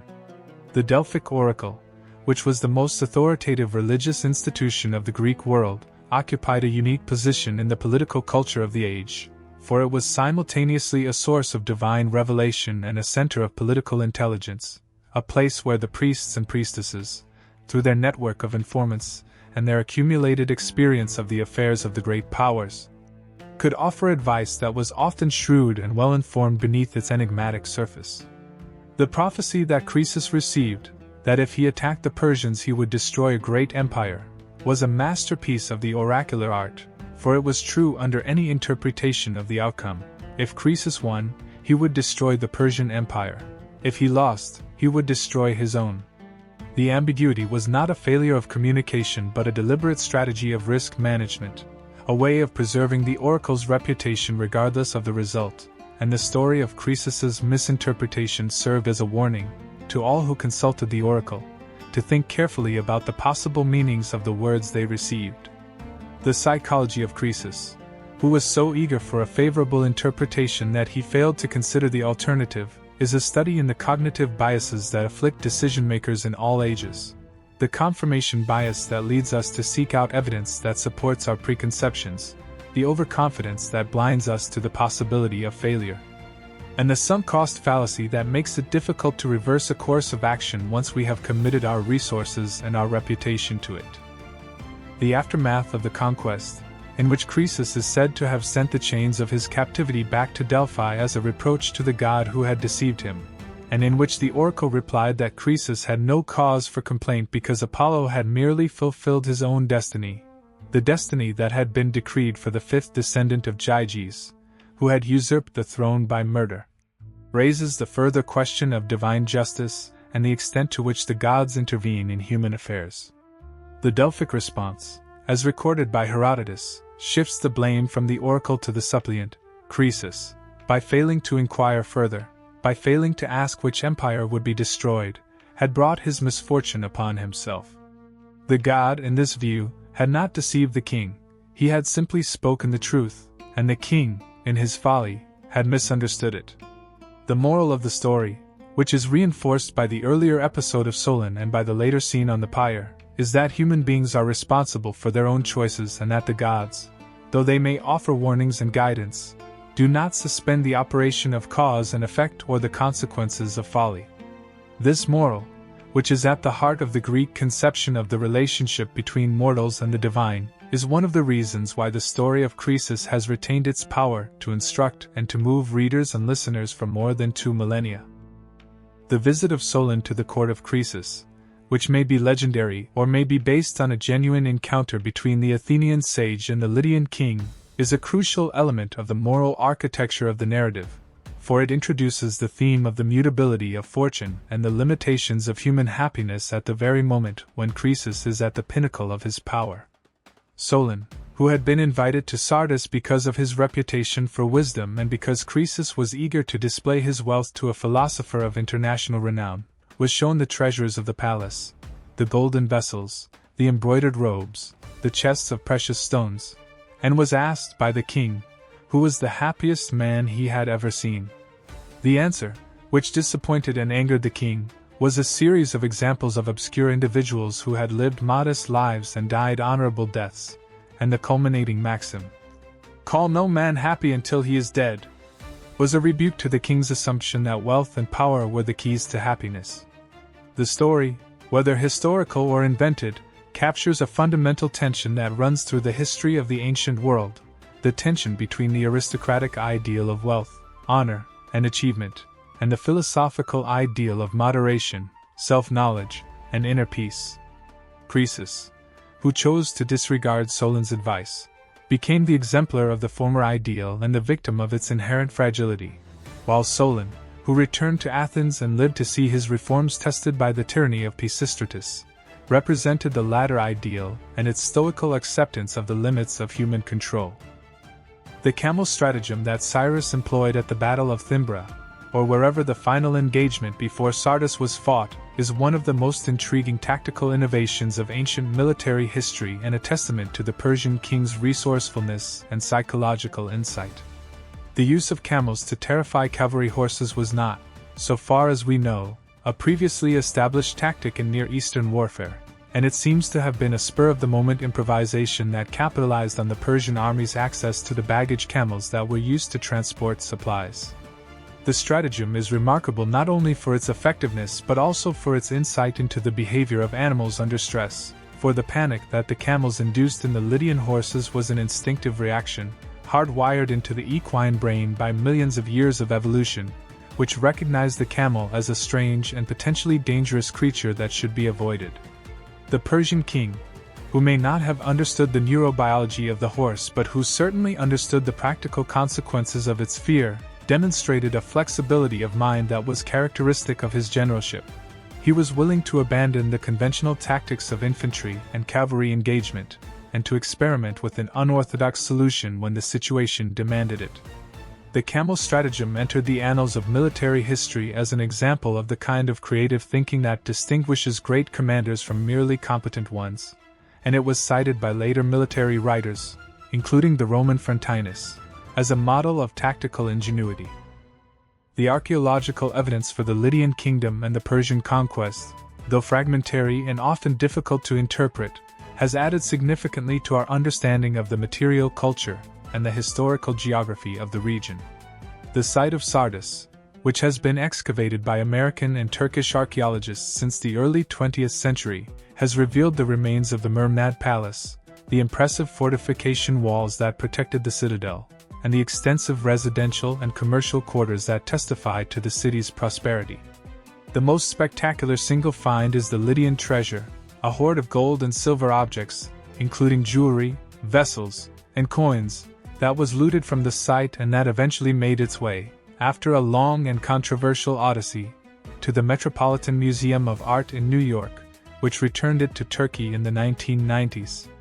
The treasure, which dates to the period of Croesus and his immediate predecessors, provides a vivid glimpse of the artistic sophistication and the material opulence of the Lydian court, and its motifs, the lions, the bulls, the floral patterns, reflect a cultural synthesis that drew on Greek, Anatolian, and Near Eastern traditions.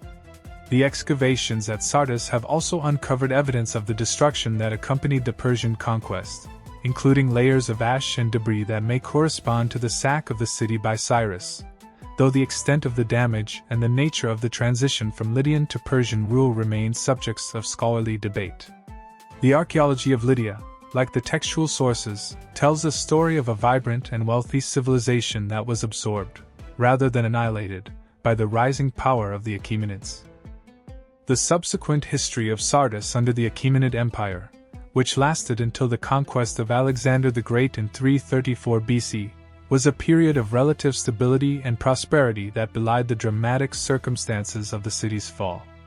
The satrapal administration, which was based in the citadel that had once housed the Mermnad kings, governed the province with a light but effective hand, and the city's population, which had been augmented by Persian and Median colonists, continued to grow and to thrive on the proceeds of commerce and agriculture.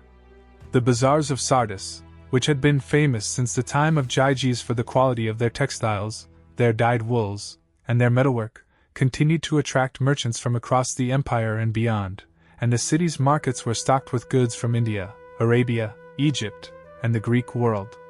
The temples of the Lydian deities, particularly the sanctuary of Cybele, which occupied a prominent position on the slopes of the Acropolis, were maintained and patronized by the Persian authorities, and the worship of the mother goddess continued to flourish alongside the newer cults that were introduced by the Iranian and Greek settlers. The city's strategic location on the Royal Road, which linked Susa to the Aegean coast, ensured that it remained a vital node in the imperial communication network, and the posting station at Sardis, with its stables of fresh horses and its corps of royal couriers, was a place where the news of the empire was gathered and disseminated. Sardis, under Persian rule, was not the capital of an independent kingdom, but it was still, in many respects, the capital of the Anatolian West, a center of administration, commerce, and culture whose influence radiated across the region. The Ionian Greek cities, which had been tributaries of Croesus, and which had been subjected to Persian rule after the fall of Sardis, experienced a period of economic and cultural efflorescence under the Achaemenid aegis that is sometimes overlooked in the traditional narratives of Greek history, which tend to emphasize the conflicts between the Greeks and the Persians rather than the periods of peaceful coexistence.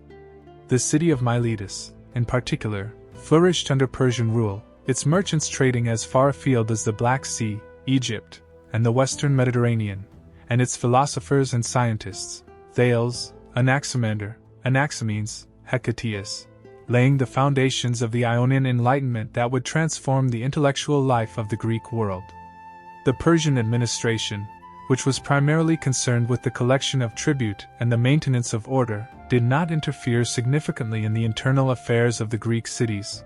and the local aristocracies, which were confirmed in their privileges by the satrapal authorities, continued to dominate the political and cultural life of the cities.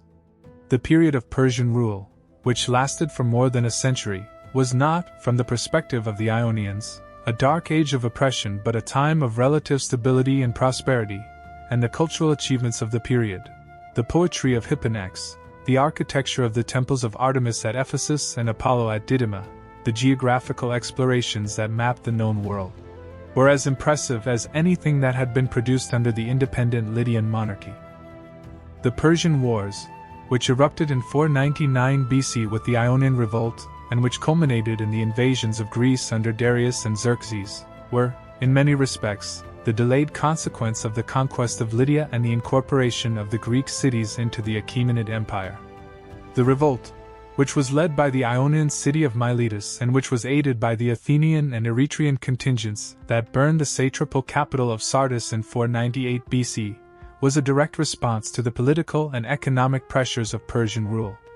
And its suppression by the Persian forces under the Median general Datis and the Persian noble Artaphernes reinforced the imperial grip on the region. The decision of Darius to punish Athens and Eretria for their support of the rebels, which led to the expedition that ended with the Battle of Marathon in 490 BC, and the decision of Xerxes to launch a full-scale invasion of mainland Greece in 480 BC, were both motivated by the strategic imperative of securing the western frontier of the empire, a frontier that had been established, in its basic outlines, by the conquest of Croesus and the fall of Sardis. The Persian Wars, which have been celebrated in the Western tradition as the foundational conflict of the European identity, were, from the Persian perspective, a series of punitive expeditions and border adjustments that were intended to restore order and to assert the suzerainty of the great king over the territories that had been acquired in the days of Cyrus. The conquest of Lydia, in this view, was the prologue to a drama that would unfold over the next century and a half and that would shape the destinies of both the Greek and the Persian worlds. The reorganization of the Western satrapies that took place in the aftermath of the Ionian Revolt and the Persian Wars was a recognition of the strategic importance of the region and a response to the challenges that the empire had faced in maintaining control over its Aegean frontier. The satrapy of Lydia was, at various times, combined with or separated from the neighboring satrapies of Phrygia, Cappadocia, and Ionia, depending on the needs of the imperial administration and the personality of the satraps who were appointed to govern the region. The city of Sardis, which had been burned during the Ionian Revolt, was rebuilt and refortified, and it continued to serve as the administrative capital of the western provinces. The network of roads and posting stations that linked Sardis to the interior was improved and extended, and the garrisons that were stationed along the coast and in the inland fortresses were reinforced. The Persian authorities also pursued a policy of fostering rivalries and divisions among the Greek cities, supporting one faction against another, and encouraging the development of pro-Persian oligarchies and tyrannies that could be relied upon to maintain order and to remit the tribute. This policy, which was highly effective in the short term, had the long-term consequence of weakening the political and military capacity of the Greek cities, making them increasingly dependent on Persian support and thus, paradoxically, more vulnerable to the threats that would eventually emerge from the Greek mainland and from Macedonia. The economic integration of the Western satrapies into the imperial economy continued apace throughout the 5th and 4th centuries BC, as the Persian administration refined the tribute system, standardized the coinage, and facilitated the movement of goods and people across the length and breadth of the empire. The Lydian gold and silver mines, which had been a principal source of the Mermnad wealth, continued to produce precious metals that were minted into darics and sigloi, and the agricultural output of the river valleys, the wheat of the Hermus, the olives of the Meander, the wine of the Caister, supplied the markets of the empire and the garrisons that were stationed in the region. The cities of the coast, which had recovered from the disruptions of the Ionian revolt and the Persian wars, continued to prosper as centers of trade and industry, and the port of Ephesus, in particular, became one of the most important commercial hubs of the eastern Aegean, its harbor filled with ships from Egypt, Phoenicia, and the Black Sea. The wealth of the western satrapies, which had been the foundation of Croesus's power, was now the foundation of the Achaemenid presence in the Mediterranean, and the resources that flowed from the region were essential to the empire's ability to project power and to maintain its position as the dominant force in the ancient Near East. The cultural and intellectual legacy of Lydia and its conquest was far out of proportion to the size of the kingdom or the duration of its independent existence, for the Lydians had been pioneers in several of the most important developments of the ancient world, developments that the Persian conquest transmitted to a wider stage.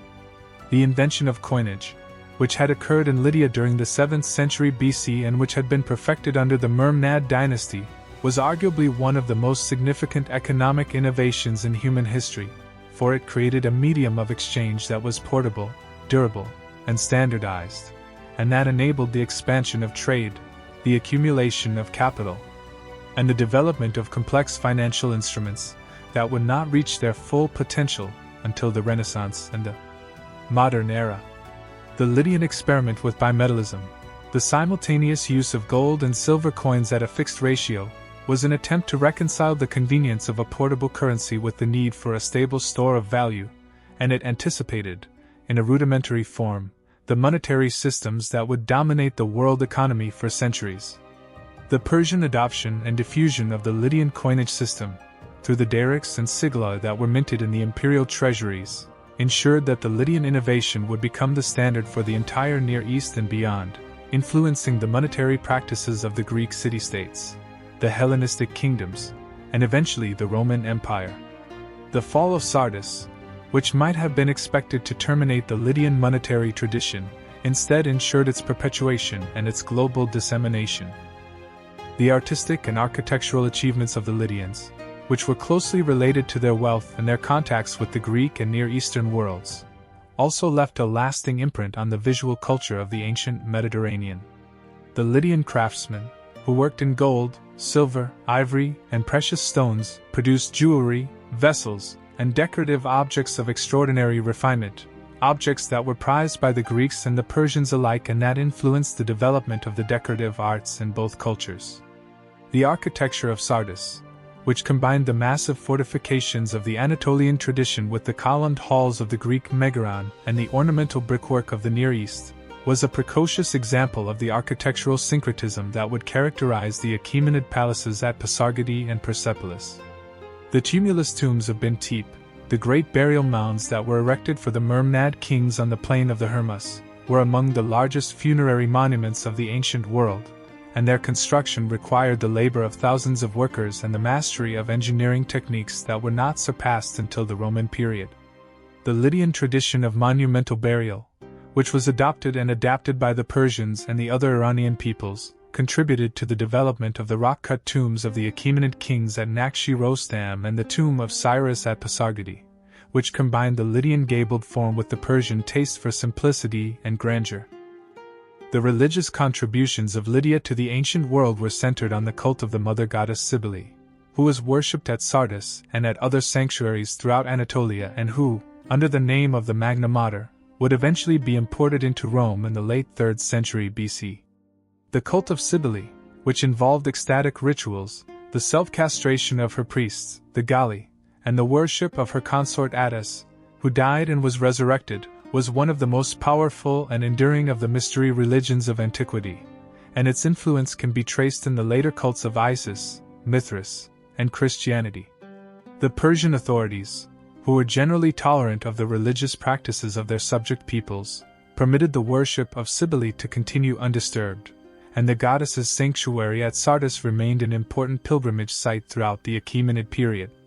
The Lydian religious tradition, which was deeply rooted in the Anatolian soil, and which drew on the ancient fertility cults of the Neolithic and Bronze Age, was thus preserved and transmitted to subsequent generations, contributing to the rich tapestry of religious syncretism that characterized the Hellenistic and Roman worlds. The figure of Croesus himself, as he has been transmitted through the literary and philosophical traditions of the West, is a complex and multifaceted symbol whose significance has shifted over the centuries. In the Greek tradition, he was the exemplar of the tragic reversal, the man who had everything and lost it all, and his story was used by the philosophers and the moralists to illustrate the dangers of pride and the uncertainty of fortune. In the Roman tradition, which inherited the Greek narrative through the works of Cicero, Seneca, and Plutarch, Croesus became a stock figure of the moral discourse, a warning to emperors and wealthy men that their prosperity could vanish in an instant.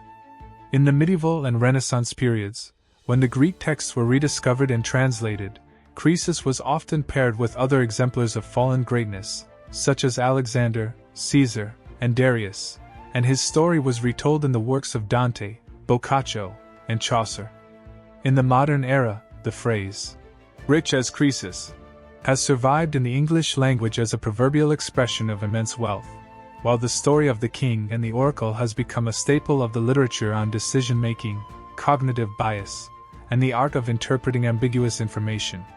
The encounter between Croesus and Cyrus, which was a historical event of the 6th century BC, has thus been transformed into a permanent element of the cultural heritage of humanity, a story that continues to be read, studied, and reinterpreted in every generation. The broader significance of the conquest of Lydia in the history of the Achaemenid Empire is that it marked the point at which the Persian monarchy became, in a meaningful sense, a world empire, a state that spanned the entire width of the known world from the Aegean Sea to the Hindu Kush and that incorporated within its borders the most advanced civilizations of the age. The conquest of Lydia,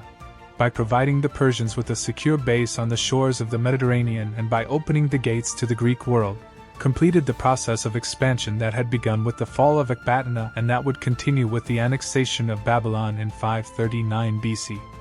The empire that Cyrus had founded,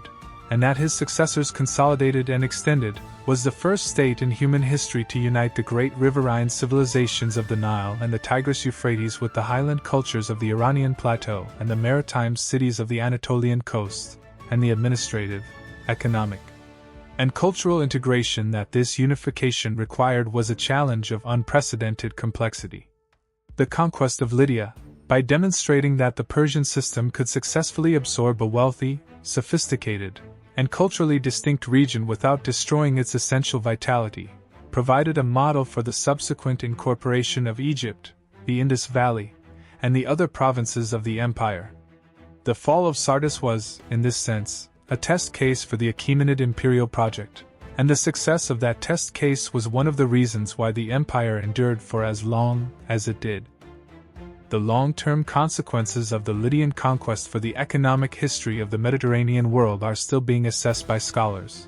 But it is clear that the integration of the Anatolian gold and silver into the Persian monetary system had effects that rippled across the entire region. The availability of a stable and widely accepted coinage, the daric and the siglas, facilitated trade between the Persian Empire and the Greek world, and the large-scale transfers of precious metal that resulted from the tribute payments and the disbursements of the Persian treasury influenced the price levels, the interest rates, and the patterns of investment in the eastern Mediterranean. The Greek cities, which had been drawn into the Persian economic orbit through the conquest of Lydia and the subjugation of Ionia, benefited enormously from the commercial opportunities that the imperial market provided, and the prosperity of the 5th and 4th centuries, which is reflected in the magnificent building programs of Athens, Delphi, and Olympia, was partly dependent on the flow of Persian gold and silver into the Greek economy. The Persian wars, for all their destructiveness, were also a stimulus to economic activity, as the need to supply the armies and the fleets, to rebuild the destroyed cities, and to fortify the frontiers generated demand for goods and services that the Greek artisans and merchants were well placed to supply.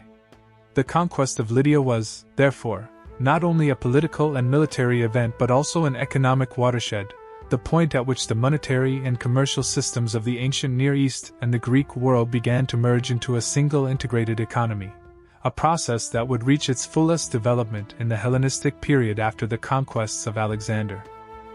The fall of Croesus and the absorption of Lydia into the Achaemenid Empire also had profound implications for the history of religion, for the encounter between the Iranian religious tradition of Zoroastrianism and the Greek and Anatolian cults initiated a process of cultural and spiritual exchange that would bear fruit in the later centuries.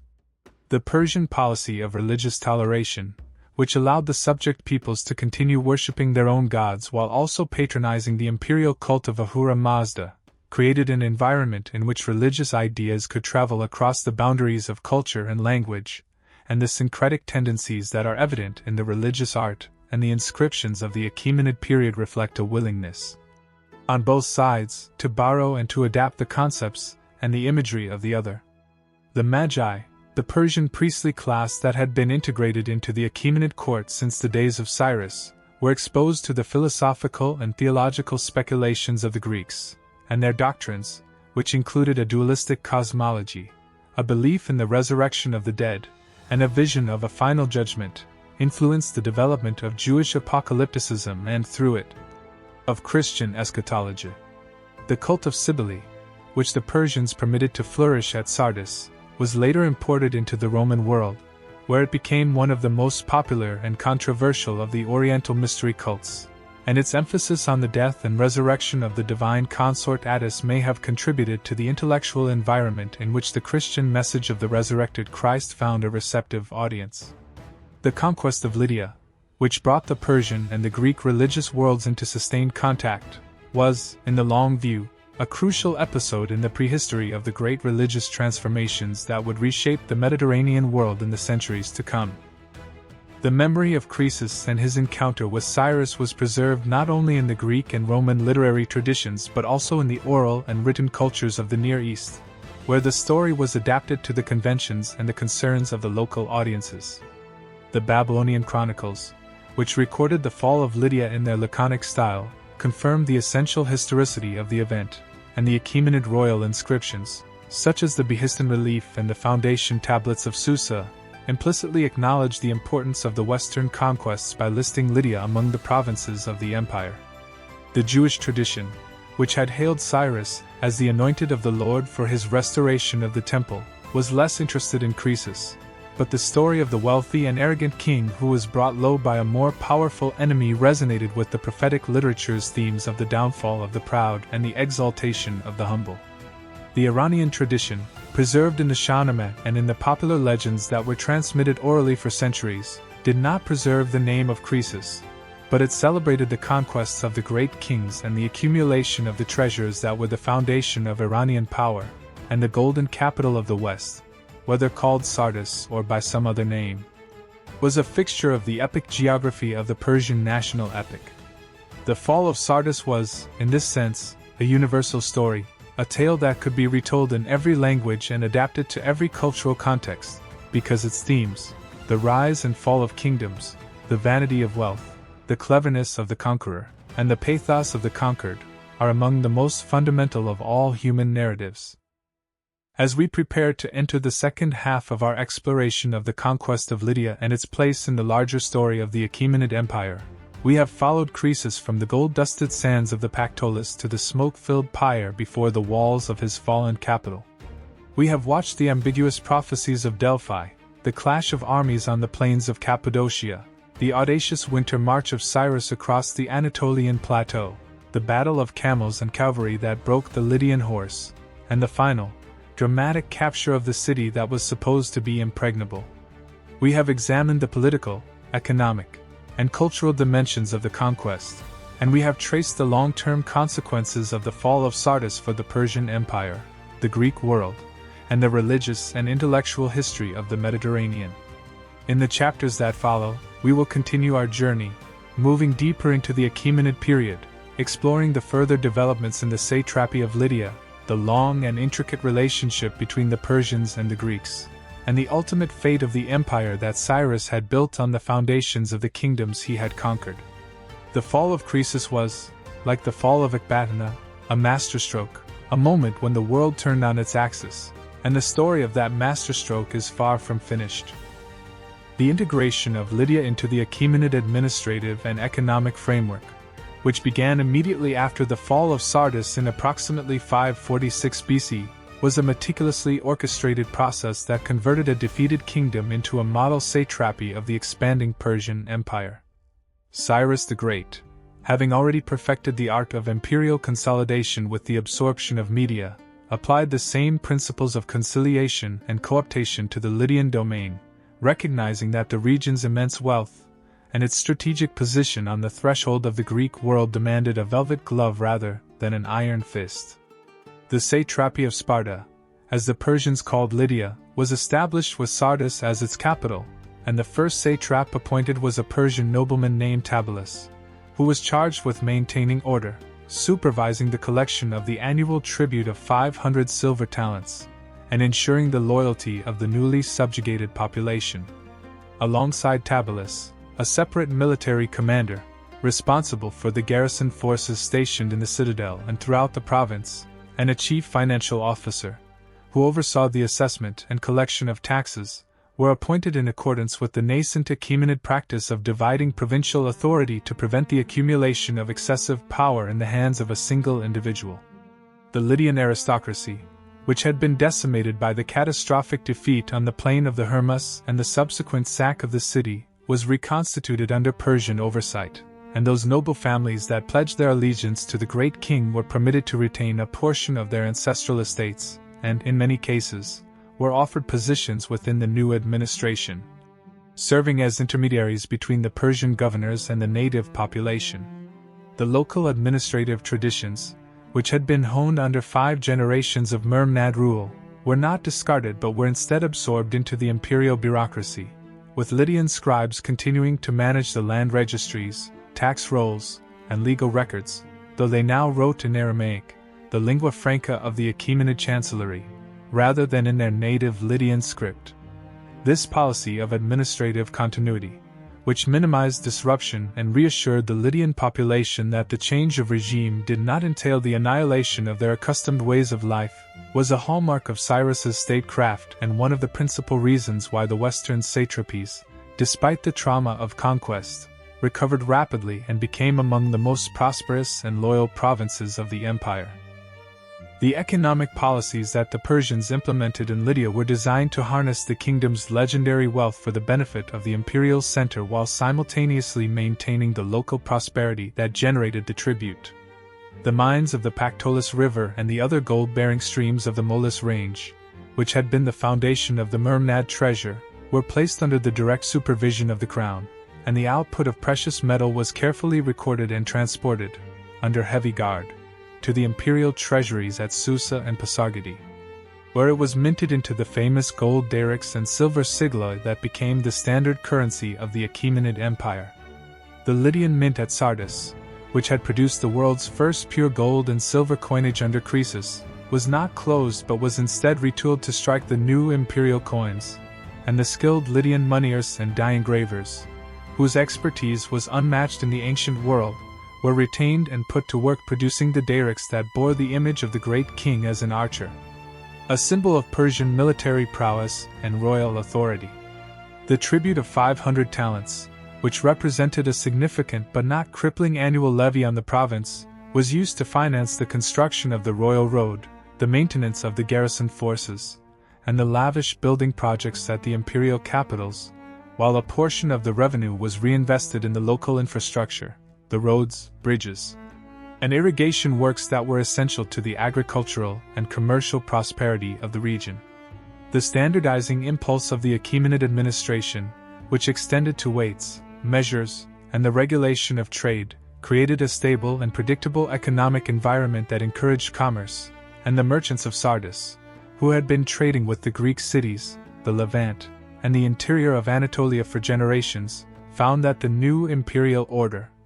with its elimination of internal tolls and its protection of the caravan routes, offered even greater opportunities for profit.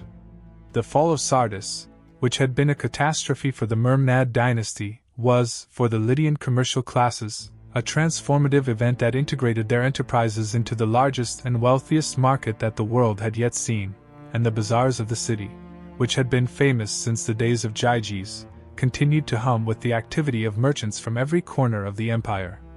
Their stalls laden with textiles, spices, metals, and the luxury goods that were the currency of prestige in the Achaemenid court.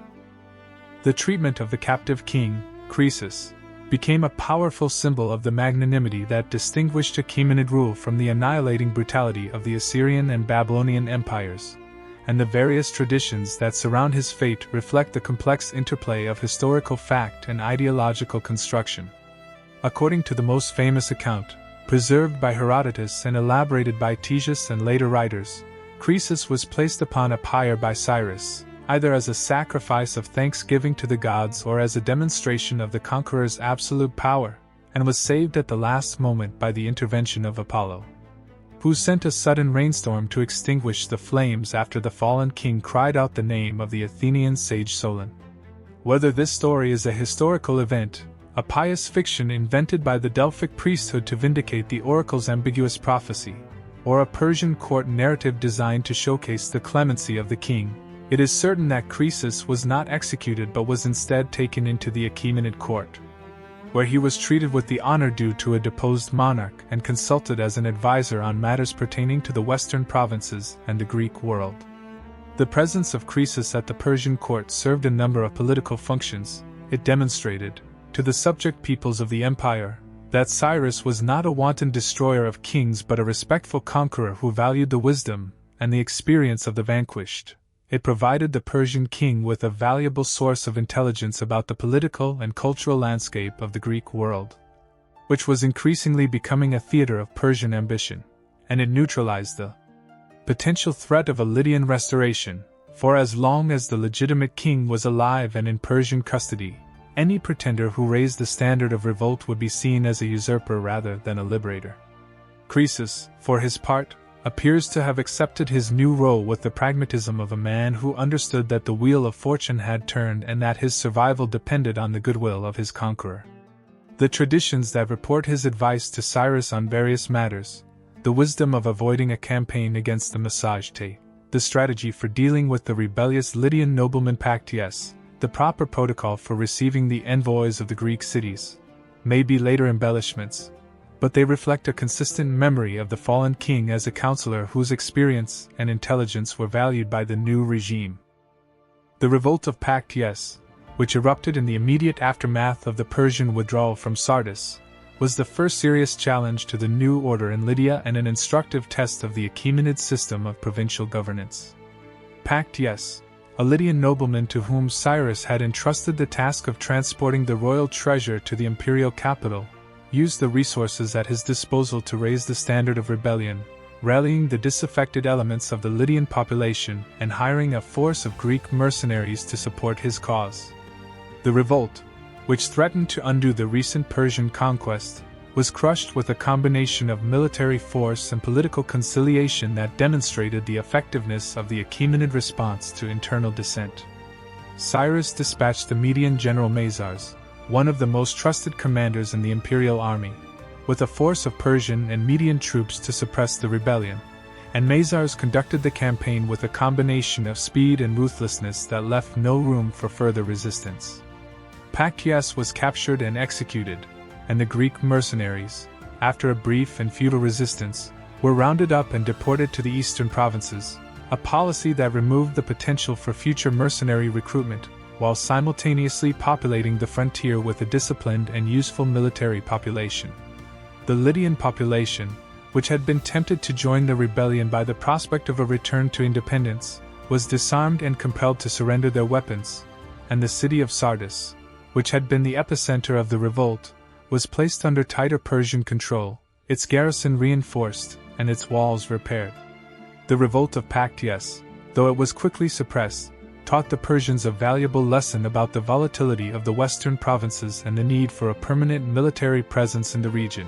and it was one of the factors that led to the subsequent refinement of the satrapy system and the establishment of a network of garrison cities and military colonies throughout Anatolia.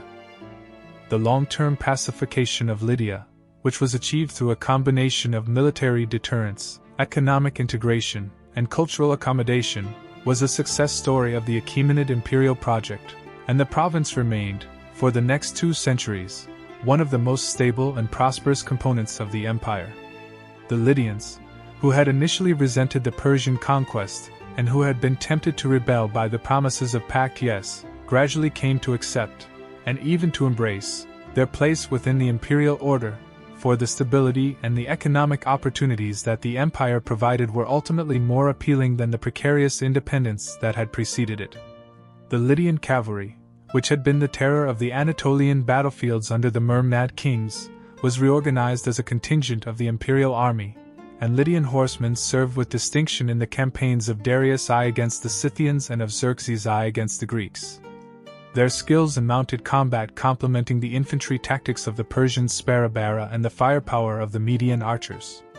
The Lydian aristocracy, which had been co-opted into the imperial administration, intermarried with Persian and Median noble families, and the resulting network of kinship and patronage helped to bind the province to the central court. The temples of the Lydian deities, particularly the great sanctuary of Cybele at Sardis, continued to receive offerings and to attract pilgrims, and the religious life of the region flourished under the tolerant supervision of the satrapal authorities. The integration of Lydia into the Achaemenid Empire was not, in the final analysis, a story of conquest and subjugation but a story of assimilation and synthesis, a process in which the conquerors and the conquered each contributed their unique strengths to the creation of a multicultural imperial system that was, for its time, a remarkable experiment in the art of governing diverse peoples. The subjugation of the Ionian Greek cities, which followed the consolidation of Persian rule in Sardis, brought the Achaemenid Empire into direct and sustained contact with the dynamic and fractious world of the Greek city-states, a contact that would have far-reaching consequences for both civilizations. The Ionians, who had been tributaries of Croesus and who had hoped that the fall of the Lydian monarchy would bring them independence, were quickly disabused of their optimism when the emissaries of Cyrus arrived to demand the same tokens of submission, earth and water, that the great king required of all his subjects.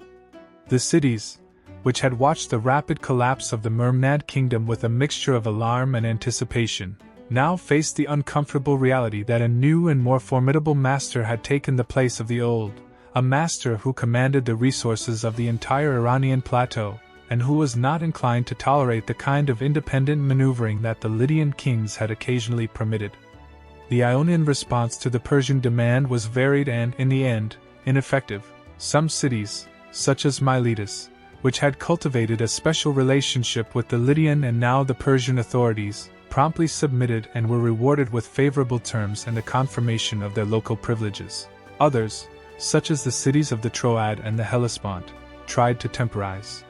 hoping that the distance of the Persian court, and the preoccupations of the great king with other campaigns,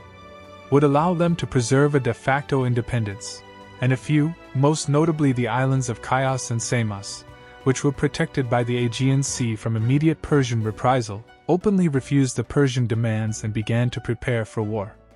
The Ionian dilemma, which would be replayed repeatedly over the following decades, was a reflection of the fundamental tension between the political ideals of the Greek city-state, the fierce attachment to autonomy, the suspicion of any authority that transcended the local community, and the competitive ethos that pitted city against city in a constant struggle for primacy, and the requirements of the imperial system, which demanded submission, tribute, and a unified foreign policy directed from a distant and autocratic center. The Persian response to Ionian resistance, when it came, was swift, methodical, and overwhelmingly effective, drawing on the military resources that had been assembled for the conquest of Lydia and on the strategic vision that Cyrus had demonstrated in his earlier campaigns. The Median general Harpagus, who had been the architect of the Median collapse at the Battle of Pasargadae and who had since become one of Cyrus's most trusted commanders, was dispatched to the Aegean coast with a powerful army composed of Persian infantry, Median cavalry, and contingents from the recently subjugated peoples of Anatolia. Harpagus, who had perfected the arts of siegecraft and psychological warfare in the service of his new master, reduced the Ionian cities one by one, employing a combination of direct assault, blockade, and diplomatic pressure that left the defenders with no hope of relief. The city of Phocaea, which had been one of the most prosperous and independent of the Ionian settlements, was the first to fall after a desperate siege. Its inhabitants, unwilling to submit to Persian rule, gathered their families, their possessions, and the sacred images of their gods, boarded their ships, and sailed into the western Mediterranean, eventually founding the colony of Aelia in southern Italy. An act of mass migration that captured the imagination of the Greek world and that demonstrated the depth of the Ionians' attachment to their freedom. The city of Teos followed the example of Phocaea, its citizens also choosing exile over submission, while the other cities, seeing the futility of resistance, capitulated one after another and accepted the terms that Harpagus offered: the payment of tribute, the provision of military contingents, and the acceptance of pro-Persian governments that would ensure the loyalty of their communities to the great king. By the end of the campaign, which probably lasted no more than a year or two, the entire Aegean coast of Asia Minor, from the Hellespont to the borders of Korea and Lycia, had been incorporated into the Achaemenid administrative system, and the Ionian Greeks, who had once dreamed of independence, had become subjects of the most powerful empire in the world. The system of governance that the Persians imposed on the Ionian cities was a pragmatic adaptation of the methods that had been used to control the other subject peoples of the empire, and it reflected a keen understanding of the political dynamics of the Greek world.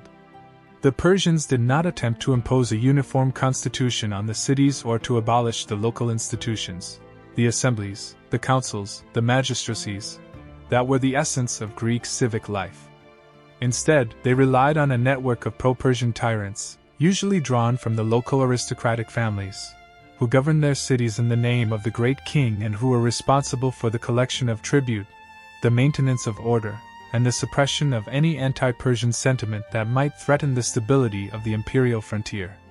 This system of client tyrants, which had been pioneered by the Lydian kings and which the Persians adopted and refined, had the advantage of being both inexpensive and effective, for it required the imperial administration to maintain only a minimal military presence in the cities, the tyrants themselves serving as the guarantors of Persian interests. The disadvantages of the system, however, were equally significant. The tyrants were deeply unpopular with the majority of their fellow citizens, who resented the loss of their political autonomy and who regarded the collaborators as traitors to the Greek cause, and the resulting resentment created a reservoir of discontent that could, under the right circumstances, erupt into rebellion. The Persian administration, aware of these tensions, attempted to mitigate them by ensuring that the tyrants governed with a degree of moderation and by intervening, when necessary, to replace a particularly oppressive regime with a more acceptable alternative. But the fundamental contradiction between the Persian demand for control and the Greek desire for freedom remained unresolved and would, in time, lead to the explosion of the Ionian revolt. The economic integration of the Ionian cities into the Achaemenid Empire was a process that proceeded in parallel with their political subjugation and that had profound implications for the prosperity and the cultural development of the region. The Ionians, who had long been among the most commercially active and enterprising people of the Mediterranean world, found that the new imperial order, despite its political disadvantages, offered significant economic opportunities. The elimination of the internal tolls and the constant warfare that had plagued the region under the Lydian kings and the independent city-states created a more stable and predictable business environment, and the opening of the vast imperial market to Ionian merchants and craftsmen provided access to raw materials, luxury goods, and customers that had previously been beyond their reach. The cities of Ephesus, Miletus, and Samos, which had already been prosperous under Croesus, experienced a new wave of economic growth, their harbors crowded with ships from Egypt, Phoenicia, and the Black Sea, their workshops producing the painted pottery, the finely woven textiles, and the bronze and silver vessels that were prized throughout the empire. The tribute that the cities paid to the satrap in Sardis, though resented as a mark of political subordination, was not an intolerable burden, for it represented a fraction of the wealth that the cities generated, and the Persian practice of reinvesting a portion of the tribute in the local infrastructure, the roads, the harbors, the temples, ensured that the economic benefits of the imperial connection were tangible. The Ionian Enlightenment, the remarkable flowering of philosophical, scientific, and literary creativity that occurred in the 6th and 5th centuries BC was not hindered but was, if anything, stimulated by the contact with the Persian world. For the ideas and the techniques that the Ionians absorbed from the cultures of the Near East enriched their intellectual traditions and contributed to the cosmopolitanism that was the hallmark of Ionian thought. The cultural and intellectual exchange between the Ionian Greeks and the Persian Empire was a two-way street, and the Persians, far from being the incurious barbarians of Greek propaganda, were deeply interested in the achievements of Greek civilization and eager to appropriate its techniques and its talents for their own purposes. The Achaemenid court became a magnet for Greek physicians, such as Democedes of Croton, who was summoned to treat the wounds of Darius I and who, despite his eventual escape to his homeland, demonstrated the value that the Persians placed on Greek medical expertise. Greek architects and sculptors were employed on the great building projects at Susa and Persepolis, and the influence of Greek artistic conventions can be detected in the reliefs and the column capitals of the Achaemenid palaces, which blend the traditions of the Iranian plateau with the stylistic vocabulary of the Ionian workshops. Greek mercenaries, whose skills as hoplites were highly prized by the Persian commanders, served in the imperial armies in increasing numbers, and their presence in the military camps exposed the Persian and Median soldiers to Greek language, Greek tactics, and Greek ways of thinking. The Ionian Greeks, for their part, were exposed to the religious and philosophical ideas of the Iranian world, including the dualistic cosmology of Zoroastrianism, the reverence for the sacred fire, and the concept of the King of Kings as the earthly representative of the divine order, ideas that would, in subtle ways, influence the development of Greek religious and political thought. The encounter between the Greek and the Persian civilizations, which is often narrated as a story of unrelenting hostility and conflict, was also, and perhaps more importantly, a story of mutual fascination and creative appropriation, and the fall of Sardis, by opening the door to this encounter, was the catalyst for one of the most fruitful cultural exchanges in the history of the ancient world. The administrative structures that the Achaemenids developed for the governance of their western satrapies, and which were refined in the decades following the conquest of Lydia, represented a significant advance in the art of imperial management, and they served as a model for the subsequent incorporation of Egypt, the Indus Valley, and the other provinces that were added to the empire.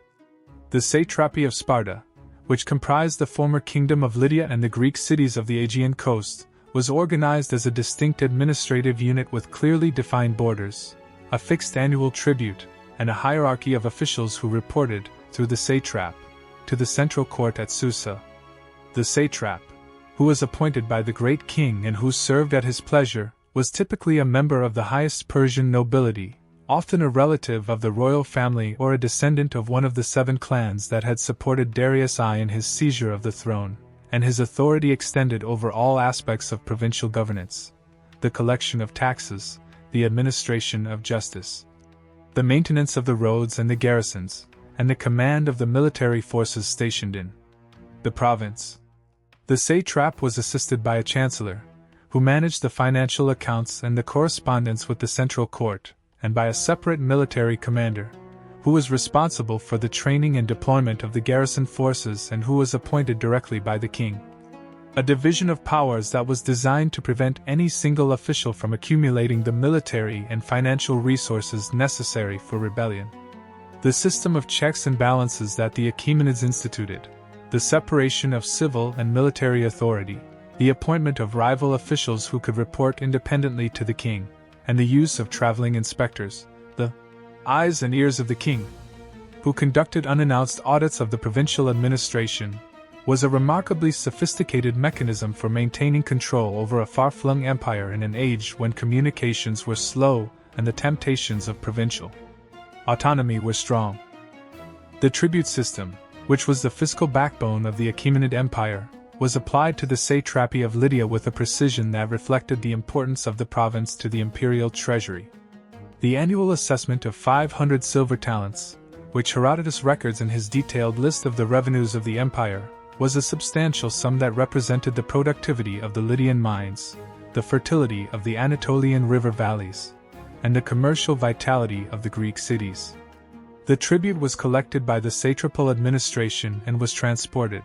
under armed guard and along the royal road, to the imperial treasuries at Susa and Persepolis, where the silver was melted down and minted into the sigilla that circulated throughout the empire. The tribute was not the only fiscal obligation of the province. In addition to the monetary levy, the Lydians were required to provide military contingents, horses, and provisions for the imperial army, contributions that were assessed according to the economic capacity of the different regions and that were coordinated by the satrapal administration.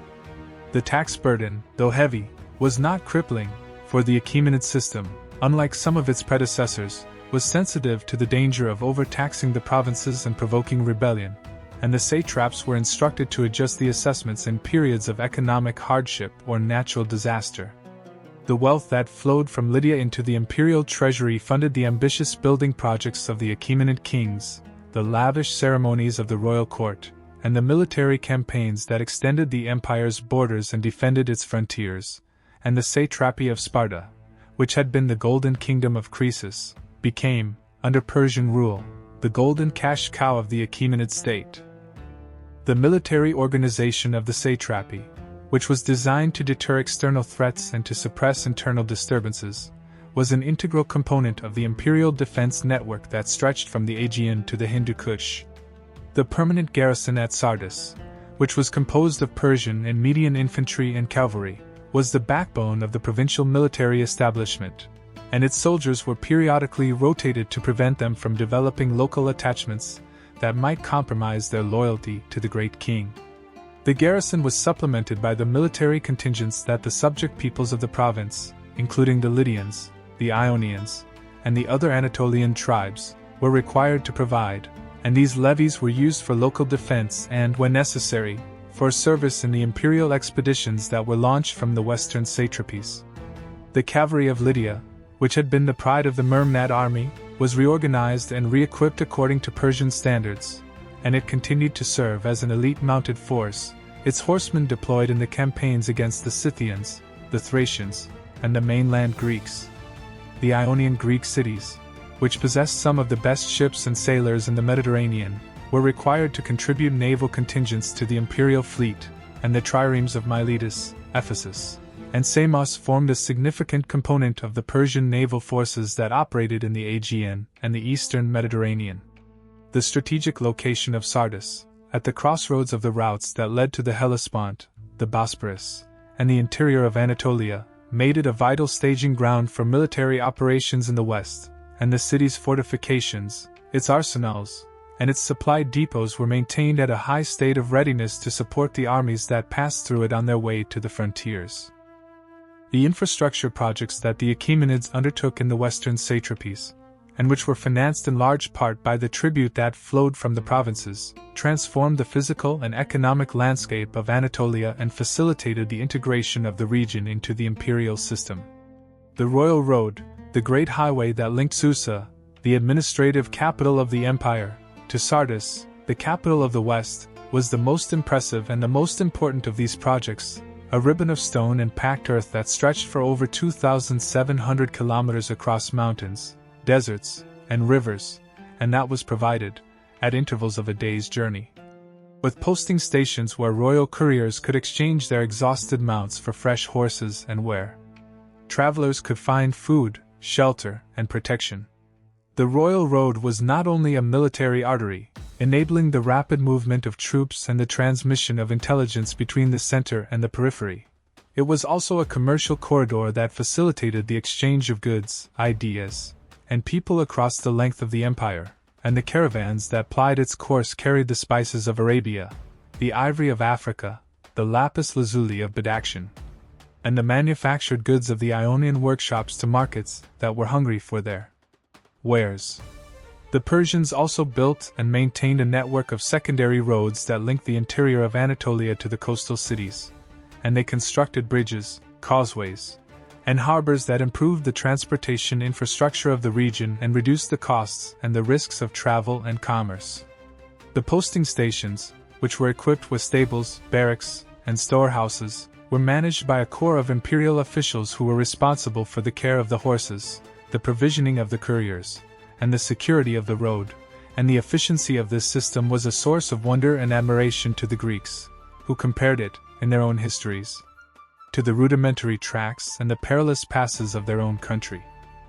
The cultural and religious policies of the Achaemenids in the satrapy of Lydia were characterized by the same combination of pragmatism and respect for local traditions that had been applied in the aftermath of the conquest of Ecbatana, and that had become the hallmark of Persian governance. The temples of the Lydian deities, particularly the great sanctuary of Cybele on the slopes of the Acropolis of Sardis, were left undisturbed and were, in many cases, endowed with additional revenues and privileges by the satrapal authorities, who recognized the political importance of cultivating the goodwill of the native priesthoods. The worship of Ahura Mazda, the wise lord of the Persian religion, was not imposed on the subject populations, and the Persians, who were notably tolerant in matters of worship, permitted the Lydians, the Ionians, and the other peoples of the province to continue to honor their own gods according to their ancestral customs. The Magi, the Persian priestly class that had been integrated into the Achaemenid court since the days of Cyrus, maintained their fire altars and performed their rituals in the presence of the satrap and his court, but they did not attempt to proselytize or to suppress the local cults, and the religious landscape of Lydia during the Achaemenid period was a mosaic of Iranian, Anatolian, and Greek traditions that coexisted, for the most part, in peaceful and mutually respectful parallel. The cultural hybridity that resulted from this policy of toleration is visible in the archaeological remains of the period, which include Persian-style column bases and capitals that are decorated with Greek and Anatolian motifs, rock-cut tombs that combine Lydian, Phrygian, and Persian elements, and inscriptions that are written in multiple languages: Old Persian, Elamite, Babylonian, Aramaic, Lydian, and Greek, and that testified to the polyglot character of the Achaemenid world. The long reign of Darius I, who ascended the throne in 522 BC after the turbulent interregnum that followed the death of Cambyses II, was a period of consolidation and reform that profoundly shaped the Achaemenid Empire, and that had significant repercussions for the satrapy of Lydia and the Ionian Greek cities. Darius, who was a member of a collateral branch of the Achaemenid family and whose legitimacy was contested by a series of rebellions across the empire, devoted the early years of his reign to the suppression of these revolts and to the construction of a new administrative order that would, he hoped, prevent the recurrence of the chaos that had threatened to dismember the empire. The Behistun inscription, the great trilingual relief and text that Darius carved on a cliff face high above the road that led from Ecbatana to Babylon, was the public proclamation of his achievements and the ideological foundation of his kingship, and it listed, among the rebellious provinces, the satrapy of Lydia, where a pretender claiming to be a descendant of the Mermad dynasty had raised the standard of revolt. The suppression of this Lydian rebellion, which was carried out with the characteristic efficiency and severity of Darius's military machine, reinforced the Persian grip on the western satrapies and demonstrated, to any who still harbored dreams of independence, that the empire was not to be challenged with impunity. The administrative reforms that Darius implemented in the wake of the rebellions, the regularization of the satrapy system, the standardization of the tribute assessments, the introduction of the Daric coinage, and the construction of the great infrastructure projects, transformed the Achaemenid state from the personal creation of a conqueror into a rationalized bureaucratic empire that could be governed according to laws and procedures that were independent of the personality of the monarch. The Ionian Revolt, which erupted in 499 BC and which convulsed the western satrapies for 6 years, was the most serious challenge to Persian authority in Anatolia since the conquest of Lydia, and it exposed the vulnerabilities that lay beneath the surface of the imperial order. The revolt was sparked by the ambitions of Aristagoras, the deputy tyrant of Miletus, who had persuaded the satrap Artaphernes to support an expedition against the island of Naxos and who, when the expedition failed disastrously, faced the prospect of being dismissed and punished by his Persian masters. Aristagoras, to save himself, raised the standard of rebellion, renounced his tyranny, and proclaimed the establishment of isonomia, equal political rights, in Miletus, a rallying cry that inspired the other Ionian cities to follow his example and to overthrow their own pro-Persian tyrants. The revolt, which was initially successful, soon spread along the coast and into the interior, and the rebels, with the support of a contingent of ships and troops from Athens and Eretria, launched a surprise attack on Sardis in 498 BC, capturing and burning the lower city, though the citadel held out against their assault. The destruction of Sardis, the capital of the western satrapies and the symbol of Persian power in Anatolia, was a humiliating blow to the prestige of the empire, and Darius, when he received the news, is said to have been so enraged that he ordered a servant to remind him daily. "Master, remember the Athenians," a command that reflected the king's determination to exact vengeance on those who had dared to challenge his authority. The revolt, despite its early successes, was ultimately doomed, for the resources of the empire, once mobilized, were overwhelming, and the Persian counteroffensive, which was launched in 497 BC under a new generation of commanders, systematically reduced the rebel cities one by one, culminating in the capture and destruction of Miletus in 494 BC and the deportation of its surviving population to the shores of the Persian Gulf. The aftermath of the Ionian revolt was a period of stern repression and cautious reform in the western satrapies, as the Persian authorities attempted to address the grievances that had fueled the rebellion while simultaneously ensuring that such a challenge to imperial authority would never recur. The rebel cities were punished with a severity that was intended to serve as a warning to any who might contemplate a similar course of action. Their walls were razed, their temples were burned or stripped of their treasures, and their populations were subjected to punitive taxation and, in some cases, to deportation. The system of pro-Persian tyrants, which had been discredited by the revolt, was replaced by a more flexible approach that permitted the cities, in some cases, to establish democratic or oligarchic governments that were, however, required to acknowledge the suzerainty of the great king and to remit their tribute and military contingents. The satrapal administration was reorganized to provide closer supervision of the cities, and a network of military colonies, settled by veterans of the imperial army, was established along the coast and in the interior to provide a permanent and reliable military presence. The reforms of the satrapal system, which were implemented by the new satrap of Lydia, Artaphernes the Younger, included a comprehensive survey of the land and a reassessment of the tribute, which was now fixed according to a more equitable and transparent formula, a measure that was designed to eliminate the arbitrary exactions that had contributed to the discontent of the subject populations. The Ionian revolt, which had been a traumatic experience for both the rulers and the ruled, resulted in a more tightly controlled but also more rationally administered system of provincial governance, and the western satrapies, after the storm had passed, entered a new period of stability and prosperity that would last, with intermittent interruptions, for the remainder of the Achaemenid period. The Persian wars with the Greek mainland, which began with the expedition of Datis and Artaphernes in 490 BC and which culminated in the great invasion of Xerxes in 480 BC, were the direct consequence of the Ionian revolt and the Athenian involvement in the sack of Sardis. And they represent the most dramatic and the most heavily mythologized episode in the long history of the Achaemenid western frontier. The expedition of 490 BC, which was commanded by the Median admiral Datis and the Persian noble Artaphernes, was a punitive mission aimed specifically at Athens and Eretria, the two cities that had sent ships and troops to aid the Ionian rebels. The Persian fleet, which numbered some 600 triremes according to the Greek sources, sailed across the Aegean, captured and destroyed Eretria, and landed a force of approximately 25,000 infantry and 1,000 cavalry on the plain of Marathon, about 42 kilometers from the Athenian Acropolis.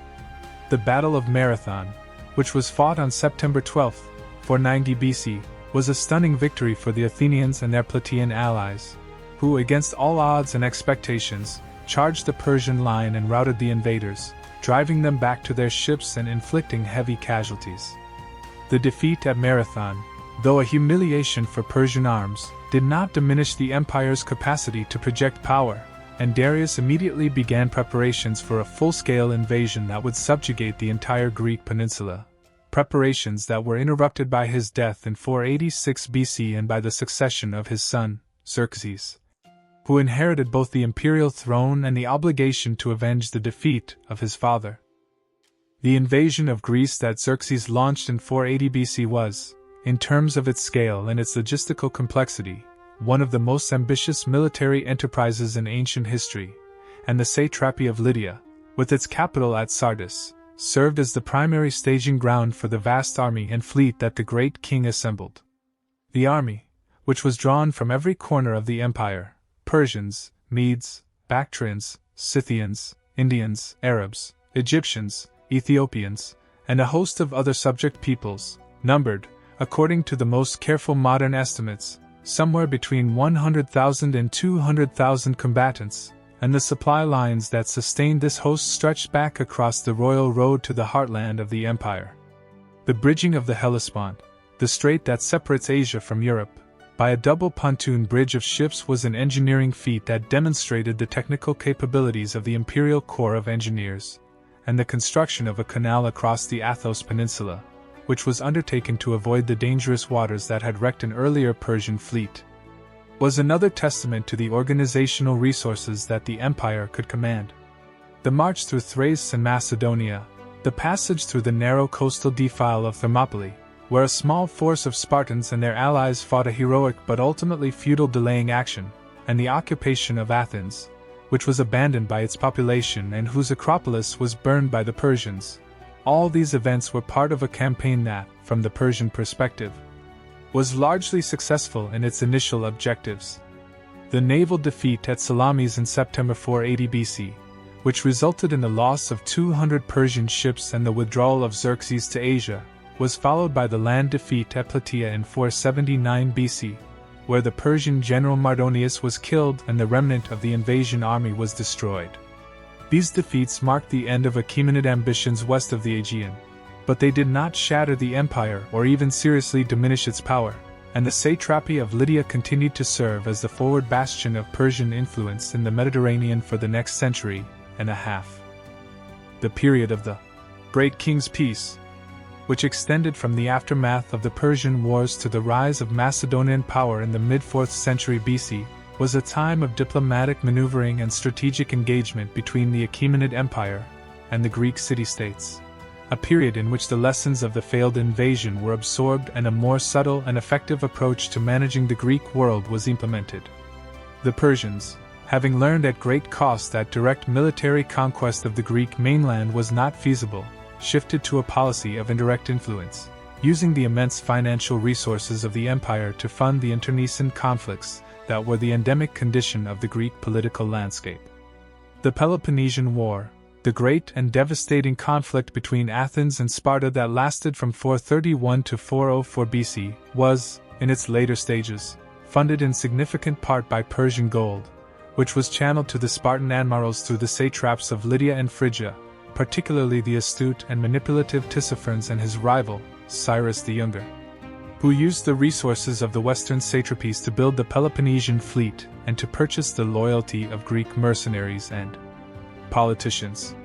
The Peace of Antalcidas, which was dictated by the great king Artaxerxes II in 387 BC and which the Greek orator Isocrates lamented as a national disgrace, recognized the Achaemenid dominion over all of Asia Minor and Cyprus and prohibited the Greek cities of the mainland from forming alliances that might threaten the Persian frontier, a settlement that, in effect, made the great king the arbiter of Greek political life. The diplomatic genius of the Achaemenids, who played the Greek city-states against one another with consummate skill, using gold rather than steel to achieve their objectives, was a manifestation of the same strategic insight that Cyrus had demonstrated in his masterstroke at Ecbatana. The recognition that the most effective form of power is the power that achieves its aims without the need for costly and unpredictable military confrontation. The internal politics of the Achaemenid Empire during the 4th century BC, which were characterized by a series of succession crises, satrapal revolts, and palace intrigues, had a direct impact on the administration of the western satrapies and on the relationship between the Persian center and the Greek periphery.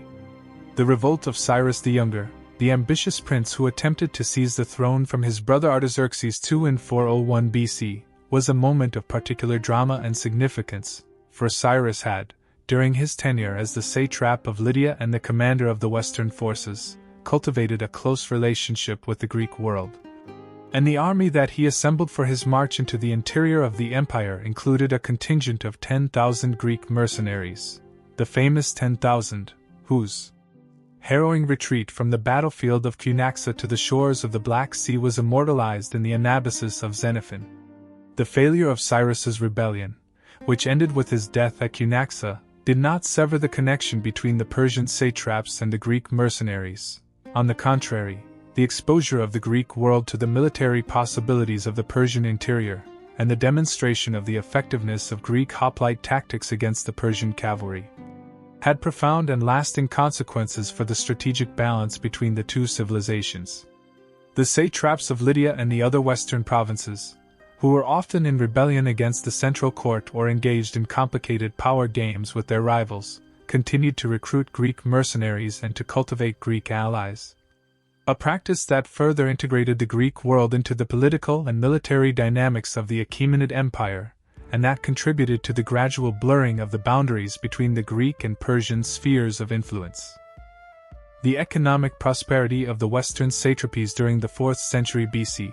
which was driven by the continued flow of trade across the Aegean and the exploitation of the agricultural and mineral wealth of Anatolia, provided the financial resources that funded both the Persian diplomatic efforts in Greece and the ambitious building programs of the satraps and the local elites. The city of Sardis, which had been rebuilt and refortified after the Ionian revolt, was once again a thriving metropolis, its bazaars filled with goods from across the empire, and its surrounding countryside studded with the villas and the estates of the Persian and Lydian nobility. The Ionian Greek cities, which had recovered from the devastation of the revolt and the subsequent conflicts, were centers of commerce and culture, and the monumental temples, the theaters, and the agoras that were constructed during this period, such as the magnificent Temple of Artemis at Ephesus, one of the 7 wonders of the ancient world, were testaments to the wealth and the ambition of the communities that built them. The tribute that these cities paid to the satrap in Sardis continued to flow into the imperial treasury, but an increasing portion of the revenue was retained in the province, spent on the local administration, the military garrisons, and the patronage of the arts and the cults. A devolution of fiscal authority that reflected the growing power and autonomy of the satraps and the relative weakness of the central court during the later Achaemenid period. The prosperity of the western satrapies, which had been the envy of the ancient world since the days of Croesus, was, by the middle of the 4th century BC, at its zenith, but the political structures that sustained that prosperity were becoming increasingly fragile, vulnerable to the ambitions of the satraps, the restiveness of the subject populations, and the growing external threat that was gathering beyond the Aegean.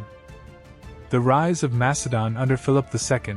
which transformed the political landscape of the Greek world in the mid-4th century BC, represented a new and formidable challenge to the Achaemenid position in Anatolia and the Aegean. Philip, who had unified the Greek mainland under his hegemony after the Battle of Chaeronea in 338 BC and who had created a professional army that combined the heavy infantry phalanx, armed with the long sarissa pike, with a shock cavalry arm composed of the Macedonian nobility, was a threat of an entirely different order from the squabbling city-states that the Persians had manipulated for a century. The ambition of Philip, which was articulated in the slogan of a pan-Hellenic crusade against the Persian Empire to avenge the invasion of Xerxes and to liberate the Greek cities of Asia Minor, was a direct challenge to the Achaemenid claim to suzerainty over the western satrapies, and the preparations for the invasion, which were well advanced at the time of Philip's assassination in 336 BC, were inherited by his son Alexander, who would, within a decade, bring the Achaemenid Empire crashing down. The satrapy of Lydia, which had been the first of the great conquests of Cyrus in the west and which had served, for 2 centuries, as the bulwark of Persian power in the Mediterranean, was now on the front line of a new and climactic confrontation between the East and the West. A confrontation that would end with the fall of the Achaemenid dynasty and the dissolution of the empire that had been founded on the masterstrokes of Cyrus the Great. The legacy of the Lydian conquest and the long Achaemenid administration of the western satrapies was, in the final analysis, a complex and multifaceted one, a story of both achievement and failure, of integration and resistance, of cultural exchange and military conflict. The Persians had taken a wealthy and sophisticated kingdom, which had been the pioneer of coinage and the patron of the Greek oracles, and had transformed it into a model province of a world empire, a province whose resources funded the ambitions of the great kings and whose strategic location enabled the projection of Persian power into the Mediterranean. The Lydians and the Ionians, for their part, had experienced the conquest as a traumatic rupture, a loss of political independence and a subordination to a distant and autocratic ruler, but they had also benefited from the stability, the economic opportunities, and the cultural cosmopolitanism that the imperial system provided. And their contributions to the civilization of the Achaemenid period, in art, architecture, coinage, and thought, were essential elements of the imperial synthesis.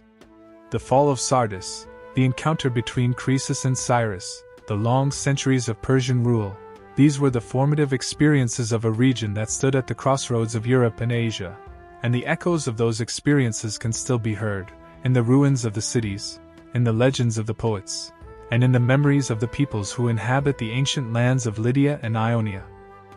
The military organization and the strategic doctrines that the Achaemenids employed in the western satrapies, and which were tested and refined in the long confrontation with the Greek world, represented a sophisticated adaptation of the traditional Persian military system to the unique challenges of the Mediterranean theater. The core of the satrapal army was the permanent garrison that was stationed at Sardis and at the other strategic strongholds of the province, a force composed of Persian and Median infantry and cavalry, who were maintained at a high state of readiness and who were periodically rotated to prevent the development of local loyalties that might compromise their effectiveness. The infantry, the sparabara, were equipped with the large wicker shield, the short thrusting spear, and the composite bow, and they fought in a disciplined phalanx formation that was designed to absorb the shock of an enemy charge and to provide a stable platform for the archers who loosed their volleys from behind the shield wall. The cavalry, which was the decisive arm of the Persian military, was composed of Median lancers and Persian horse archers, who combined the shock tactics of the charge with the mobility and the firepower of the mounted bow, and they were supported by the light cavalry of the subject peoples, the Lydians, the Phrygians, the Paphlagonians, whose knowledge of the local terrain and whose skills in reconnaissance and skirmishing were invaluable.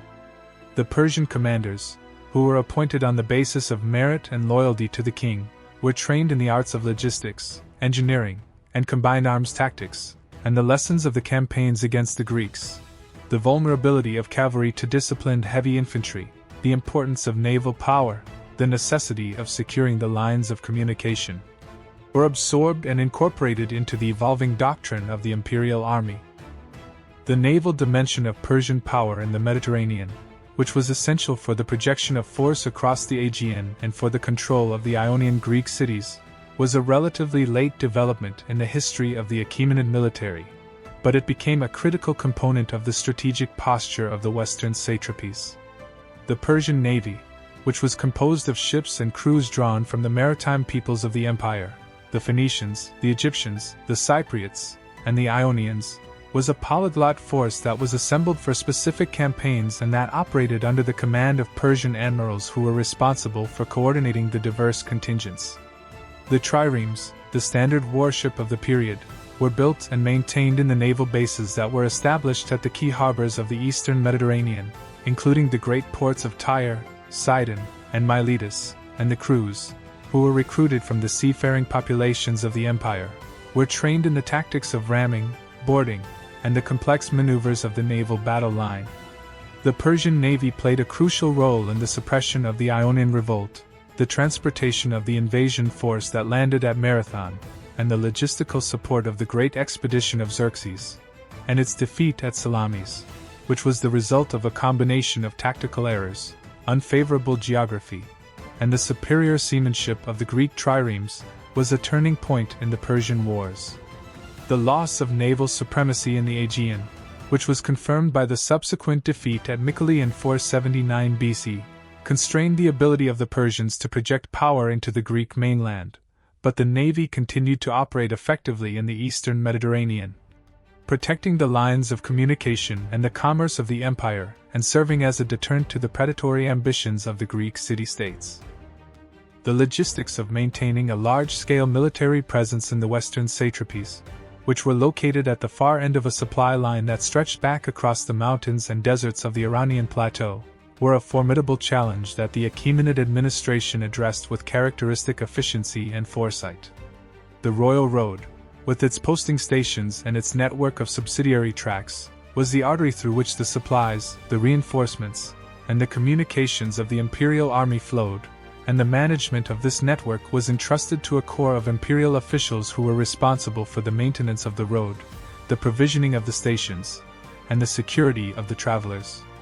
The granaries and the supply depots that were constructed at strategic points along the road, and which were stocked with the agricultural produce of the surrounding regions, ensured that the army, even in the barren and inhospitable terrain of the Anatolian interior, could be fed and supplied. The system of military colonies, which was established in the wake of the Ionian revolt, provided a reserve of trained soldiers who could be mobilized on short notice and who, by their permanent presence in the region, served as a deterrent to rebellion. The Persian army, which had been conditioned by the long campaigns of Cyrus and Darius to operate at great distances from its bases, was a supremely mobile and self-sufficient force, capable of sustaining itself on the march through a combination of careful pre-stocking, the requisition of local supplies,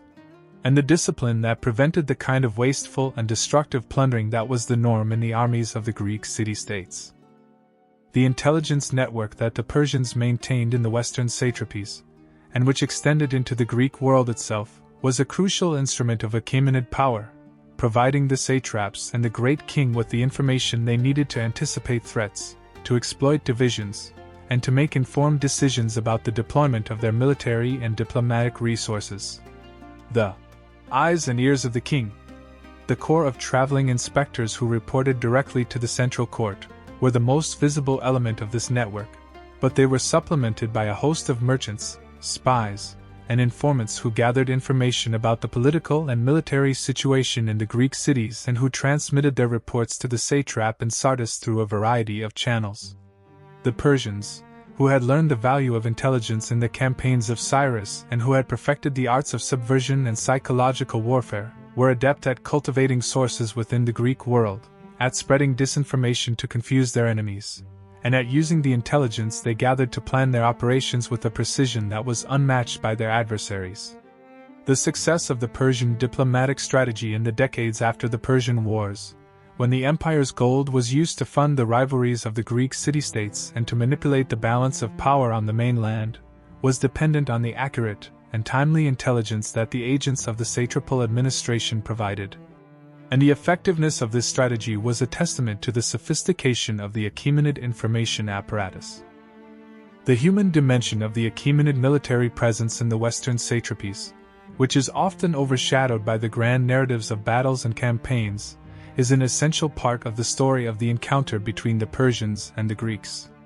The Persian soldiers who were stationed in the garrisons of Sardis and the other Anatolian cities, far from their homes in the highlands of Fars and Media, lived in a foreign and often hostile environment, surrounded by a population whose language and customs they did not share and whose loyalty they could never entirely trust. The letters and the graffiti that have been preserved in the archaeological record, the brief notes that a soldier wrote to his family, the inscriptions that a garrison commander carved on a rock, offer glimpses of the personal experiences of these men, their homesickness, their boredom, their occasional brutality, and their moments of tenderness. The Greek mercenaries who served in the Persian armies, men who had left their own cities for the promise of pay and adventure, formed a unique community that straddled the boundary between the Greek and the Persian worlds, and their accounts of their experiences, such as the Anabasis of Xenophon, provide a vivid and often critical perspective on the Persian military and the Persian state. The encounter between the Persian soldiers and the Greek populations, which was marked by episodes of violence and oppression as well as by instances of cooperation and mutual respect, was a microcosm of the larger encounter between the two civilizations. And the stories of the individuals who participated in that encounter are a reminder that history is not only the story of kings and generals but also the story of the ordinary men and women who lived and died in the shadow of the great events. The cultural and intellectual heritage of the Lydian kingdom, which the Achaemenid conquest had preserved and transmitted to a wider stage, continued to exert an influence on the civilizations of the Mediterranean long after the fall of Sardis and the extinction of the Mermnad dynasty. The invention of coinage, which had been perfected in the mints of Sardis under the patronage of Croesus, was adopted by the Greek city-states and, through them, by the Romans and the subsequent civilizations of Europe. And the principles of bimetallism and the standardization of weights and measures that the Lydians had pioneered became the foundation of the monetary systems that facilitated the growth of trade and the accumulation of capital in the classical and Hellenistic periods.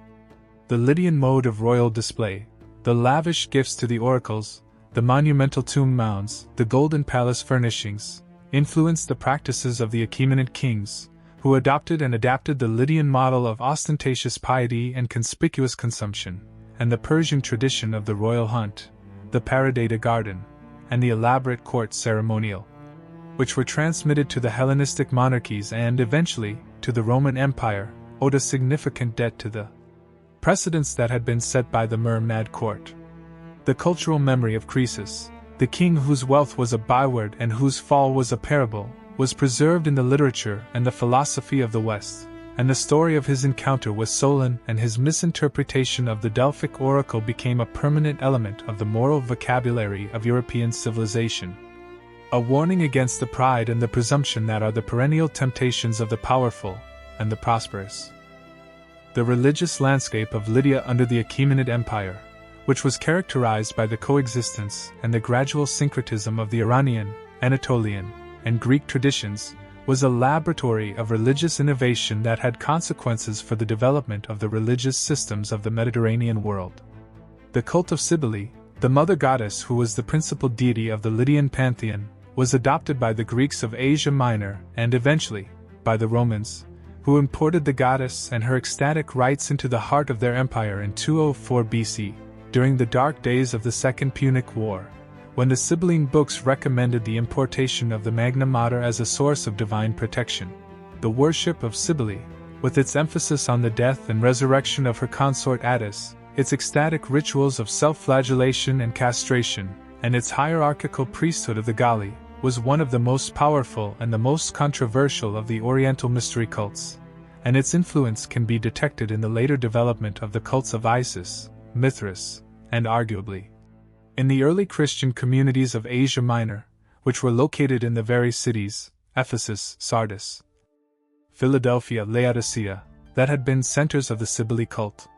The Zoroastrian religion of the Persian ruling class, with its emphasis on the cosmic struggle between good and evil, its belief in the resurrection of the dead, and its vision of a final judgment, also left its mark on the religious imagination of the West, and the Magi, the Persian priestly class who were present at the Achaemenid court and who traveled the roads of the empire, or the conduits through which the Iranian religious ideas were transmitted to the Greek and Jewish worlds. The encounter between the religions of East and West, which was facilitated by the political unification achieved by Cyrus and his successors, was one of the most significant and enduring legacies of the Achaemenid period. The literary and philosophical traditions that emerged from the encounter between the Greek and the Persian worlds were profoundly shaped by the political and cultural circumstances of the Achaemenid period, and the works of the Greek historians, dramatists, and philosophers are saturated with references, both explicit and implicit, to the Persian Empire and its legacy. Herodotus of Halicarnassus, the father of history, was a native of a city that was under Persian rule, and his great work, the Histories, which recounts the rise of the Persian Empire and its conflict with the Greek city-states, is both a product of and a commentary on the encounter between the two civilizations. The portrait of Cyrus, Croesus, Darius, and Xerxes that emerges from the pages of Herodotus is complex and ambiguous, reflecting the author's fascination with the power and the splendor of the Persian monarchy and his simultaneous commitment to the values of Greek liberty and autonomy. The tragedians of Athens, Aeschylus, Sophocles, and Euripides, who wrote during the period of the Persian Wars and their aftermath, explored the themes of hubris, fate, and the conflict between despotism and freedom through the lens of the Persian experience, and the play The Persians by Aeschylus, which is the earliest surviving Greek tragedy, is a remarkable exercise in empathy. A dramatization of the Persian defeat at Salamis that is presented from the perspective of the defeated. The philosophers of the classical period, Plato and Aristotle, reflected on the Persian political system and compared it, often unfavorably, with the institutions of the Greek city-state, and their analyses, which were based on the reports of travelers and the works of the historians, contributed to the development of the Western tradition of political thought. The encounter between the Greek and the Persian worlds, which began with the conquest of Lydia and the subjugation of the Ionian cities, was the catalyst for a creative explosion in the literature and the philosophy of the Greek world, and the works that were produced in response to that encounter remain among the foundational texts of Western civilization. The material culture of the Achaemenid period in Lydia, which has been revealed by the excavations at Sardis and the other sites of the region, is a rich and evocative record of the syncretic civilization that flourished under Persian rule. The remains of the satrapal palace at Sardis, with its columned halls, its paved courtyards, and its elaborate drainage system, testified to the wealth and the sophistication of the Persian administration, and the fragments of painted plaster, the molded bricks, and the sculpted column capitals that have been recovered from the site reveal an architectural style that blends the traditions of the Iranian Ecbatana with the decorative vocabulary of the Greek and Anatolian workshops. The Lydian and Ionian craftsmen, who had been renowned for their skill in metalwork, textile production, and the carving of precious stones, continued to produce objects of extraordinary beauty under the patronage of the Persian satraps and the local elites, and the jewelry, the vessels, and the seals that have been discovered in the tombs and the sanctuaries of the period reflect a fusion of Persian, Greek, and Anatolian motifs that is the hallmark of the Achaemenid visual culture. The coinage of the period, which evolved from the Croesus status of the Lydian kingdom to the darics and sigillo of the Achaemenid Empire and later, to the autonomous coinages of the Greek cities, is a numismatic record of the economic and political history of the region, and the images that appear on the coins, the lion and the bull of the Mermnad dynasty, the archer of the Persian kings. The gods and the heroes of the Greek pantheon tell, in their own silent language, the story of the encounter and the fusion of cultures that characterize the Achaemenid period. The enduring historical significance of the conquest of Lydia and the subsequent incorporation of the Western satrapies into the Achaemenid Empire is that it established, for the first time in human history, a sustained and systematic relationship between the civilizations of the Greek West and the Iranian East. A relationship that has shaped the political and cultural dynamics of the Eurasian continent for the subsequent 2.5 millennia. The boundaries that were established by the Persian conquest, the frontier between the Achaemenid Empire and the Greek world that ran along the Aegean coast and the Hellespont, were not merely geographical lines. They were cultural and ideological fault lines that would, in the following centuries, become the arena for a series of encounters, conflicts, and exchanges that have profoundly influenced the development of both Eastern and Western civilizations. The wars between the Greeks and the Persians, the conquests of Alexander, the rivalry between Rome and Parthia, the struggle between Byzantium and Sasanian Iran, the rise of Islam and its expansion into the Mediterranean, all of these world historical events were, in a sense, recurrences and reenactments of the primal encounter that took place on the plain of the Hermus in 546 BC. When the richest king of the ancient world was brought low by a conqueror from the highlands of Fars. The fall of Sardis, the encounter between Croesus and Cyrus, the long centuries of Achaemenid rule in Anatolia. These were the first chapters in a story that is still being written, a story about the contact and the collision of civilizations, the transfer of ideas and technologies, and the perennial human struggle to build, out of the materials of conquest and subjugation, a world that is larger, richer, and more complex than the worlds that preceded it. The conquest of Alexander the Great, which swept across the Achaemenid Empire between 334 and 330 BC, was the catastrophic but also transformative event that brought the 2-century-long history of Persian rule in Lydia to an abrupt end and that initiated a new phase in the long relationship between the Greek and the Iranian worlds. Alexander, who had inherited from his father Philip the ambition of a pan-Hellenic crusade against the Persian Empire, and the army that was capable of realizing that ambition, crossed the Hellespont in the spring of 334 BC with a force of approximately 48,000 infantry and 6,000 cavalry. A small but superbly disciplined and battle-hardened army that was to prove itself virtually invincible in the campaigns that followed. The first major engagement of the campaign, the Battle of the Granicus River in May 334 BC, was a resounding victory for the Macedonians, who annihilated the Persian satrapal army that had been assembled to oppose the invasion and who demonstrated, in the process, the tactical superiority of the combined arms tactics that Alexander had perfected. The city of Sardis, the ancient capital of the Lydian satrapy and the symbol of Persian power in the west, surrendered without resistance to Alexander as he advanced down the Hermus Valley, its garrison recognizing the futility of opposing an enemy who had already swept aside the best troops that the empire could deploy. The fall of Sardis to Alexander, which occurred almost exactly 2 centuries after the fall of the same city to Cyrus, was a moment of profound symbolic resonance, a reversal of the masterstroke that had inaugurated the Achaemenid imperial age and a sign that the Persian Empire, which had been the dominant power of the ancient Near East for so long, was entering its final twilight. The administration of the conquered Persian territories, including the former satrapy of Lydia, was one of the most challenging problems that Alexander faced in the aftermath of his victories. And the solutions that he adopted reflected both his pragmatic recognition of the necessity of continuity and his ambition to create a new kind of empire that would fuse the Greek and the Iranian worlds into a single political and cultural entity. The satrapy system, which the Achaemenids had developed over 2 centuries and which had proven its effectiveness in governing a vast and diverse empire, was retained by Alexander as the framework for the administration of his conquests, and the satrapal offices were filled by a combination of Macedonian and Persian nobles. A policy that was designed to reconcile the conquered elites to the new regime and to provide a foundation of stability and continuity.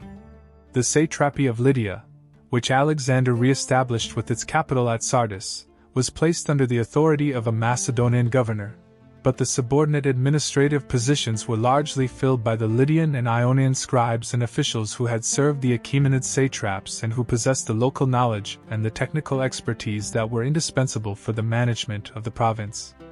The tribute system, the road network, the posting stations, the garrison cities, all of the institutional infrastructure that the Persians had created was taken over and maintained by the Macedonian administration, and the transition from Persian to Macedonian rule, though it was accompanied by the trauma of invasion and the exactions of the occupying army, was, in institutional terms, remarkably smooth.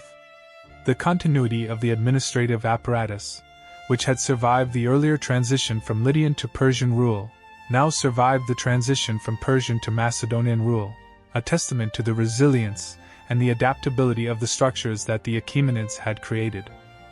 The cultural policies that Alexander pursued in the conquered territories, which included the encouragement of intermarriage between his soldiers and the native populations, the adoption of Persian court ceremonial and dress, and the patronage of the local cults and temples, were a radical departure from the traditional Greek disdain for the barbarian and a bold experiment in the creation of a cosmopolitan imperial culture. The marriage of Alexander to Roxana, the daughter of a Bactrian nobleman, and the mass wedding at Susa in 324 BC, at which 10,000 of his soldiers were married to Persian and Median women, were symbolic acts that were intended to fuse the Macedonian and Iranian elites into a single ruling class, a project that echoed, in a more extreme and deliberate form, the policy of incorporation that Cyrus had pioneered after the fall of Ecbatana. The city of Alexandria in Egypt, which Alexander founded in 331 BC and which became one of the greatest urban centers of the ancient world, was the prototype of the kind of multi-ethnic, multicultural city that the Hellenistic monarchies would establish across the Near East, cities in which Greek and Macedonian colonists lived alongside Egyptians, Jews, Syrians, and Persians, and in which the cultures of the Eastern Mediterranean mixed and mingled in a new and dynamic synthesis. The legacy of the Achaemenid policy of cultural pluralism, which had been tested and refined in the satrapy of Lydia and the other provinces of the Western Empire, was thus transmitted, through the medium of Alexander's conquests, to the Hellenistic world, and the cosmopolitanism that was the hallmark of the Hellenistic period was, in no small measure, a continuation and an intensification of the cultural dynamics that had characterized the Achaemenid era. The death of Alexander in Babylon in 323 BC, at the age of 32, plunged his empire into a generation of warfare among his generals, the Diadochi, and the resulting fragmentation of the Macedonian conquest produced a new political landscape in which the former Persian territories were divided among a number of successor kingdoms. The satrapy of Lydia, along with the rest of Anatolia, became a contested prize in the wars of the Diadochi, and the city of Sardis, which had been the capital of the region under the Achaemenids and Alexander, changed hands repeatedly as the rival generals, Antigonus, Lysimachus, Seleucus, fought for control of the strategic and wealthy territories of the Western Empire. The eventual consolidation of the region under the Seleucid dynasty, which was founded by Seleucus I Nicator and which ruled the Asian territories of the former empire from the late 4th century to the mid-2nd century BC, brought a measure of stability to Lydia and the Ionian coast, and the Seleucid kings, who ruled from their capital at Seleucia on the Tigris and later from Antioch, continued, in many respects, the administrative and cultural policies of their Achaemenid and Macedonian predecessors. The satrapy system was maintained, the coinage was standardized, the roads were kept in repair, and the temples and the cities were patronized, and the Greek and Macedonian colonists who were settled in the region contributed to the ongoing process of cultural fusion that had been underway since the days of Cyrus. The long-term consequences of the Macedonian conquest for the region of Lydia were, in the end, a complex mixture of destruction and transformation, of continuity and change. The Achaemenid Empire, which had governed the region for 2 centuries, was swept away, and the Persian ruling class, which had dominated the political and economic life of the satrapy, was replaced by a Macedonian and Greek elite that brought with it new institutions, new languages, and new ways of thinking. The Greek cities of the coast, which had been under Persian suzerainty for so long, experienced a revival of their political and cultural autonomy, and the period of the Hellenistic monarchies was a golden age of Greek literature, philosophy, and art, an age that produced the works of Menander, Callimachus, Theocritus, and the great schools of Hellenistic thought. Yet beneath the surface of the Hellenistic veneer, the older traditions of the Anatolian and Iranian worlds continued to thrive, and the temples of Cybele and the fire altars of the Magi continued to receive the offerings of the faithful. The encounter between Croesus and Cyrus, which had set the entire process in motion, had been the first act of a drama that was still, in the centuries after Alexander, being played out on the stage of the Mediterranean world, and the echoes of that encounter can be detected in the ruins of Sardis, in the coins of the Hellenistic kings, and in the pages of the historians and the poets who continued to tell the story of the richest king and the conqueror who brought him low. The Hellenistic period in Lydia and the Ionian coast, which extended from the conquests of Alexander in the late 4th century BC to the rise of Roman power in the 2nd and 1st centuries BC, was a time of political fragmentation and cultural efflorescence.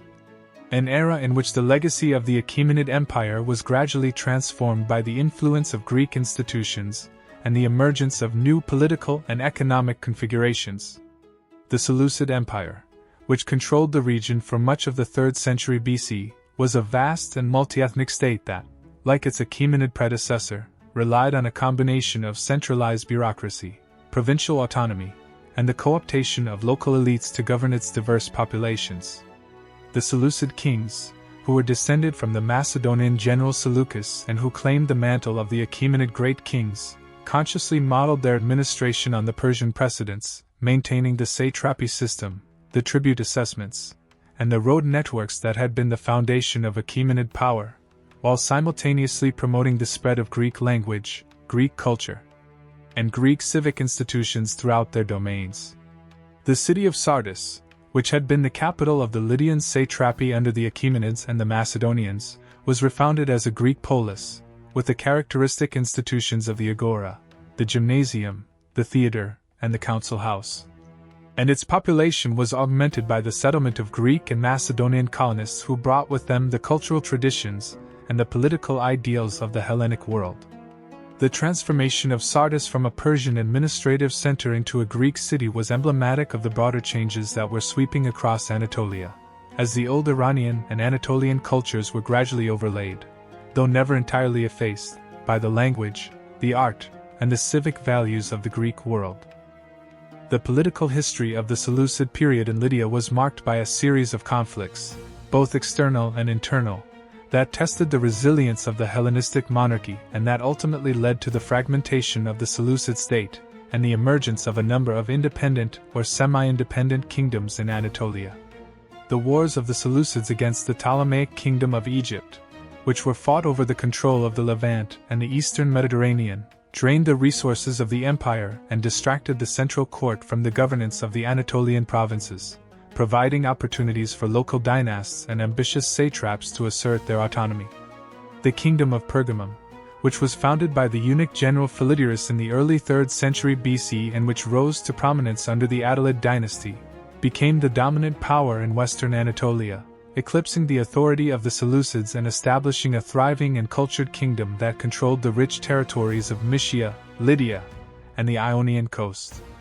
The Attalid kings, who ruled from their magnificent capital at Pergamum, which was renowned for its library, its sculpture, and its monumental altar to Zeus, were the patrons of a brilliant Hellenistic culture that combined Greek, Anatolian, and Iranian elements in a distinctive and influential synthesis. The city of Sardis, which had been a Seleucid possession, passed into the hands of the Attalids, and the Acropolis that had once housed the Mermnad kings and the Achaemenid satraps became a fortress of the Pergamene monarchy, its fortifications strengthened and its palaces adorned with the sculptures and the inscriptions that commemorated the glories of the Attalid dynasty. The economic prosperity of the region during the Hellenistic period, which was built on the foundations that had been laid by the Lydian and Persian administrations, was driven by the continued expansion of trade, the development of new markets, and the intensification of agriculture and industry that the stability provided by the Hellenistic monarchies made possible. The cities of the Ionian coast, Ephesus, Miletus, Smyrna, and the others, which had recovered from the disruptions of the Persian Wars and the Ionian Revolt, experienced a new wave of economic growth, their harbors filled with the ships of the Mediterranean trade, their workshops producing the painted pottery, the finely woven textiles, and the bronze and silver vessels that were exported to every corner of the Hellenistic world. The agricultural hinterland of the river valleys, which had been carefully managed and irrigated since the time of the Mermnad kings, continued to produce abundant harvests of grain, olives, and wine, and the pastoral uplands supported the herds of sheep and the stud farms of horses that were a vital component of the regional economy.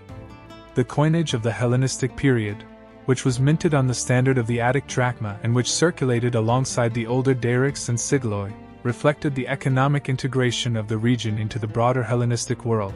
and the images that were stamped on the coins, the portraits of the Hellenistic kings, the emblems of the cities, the symbols of the gods, were a visual record of the political and cultural currents of the age.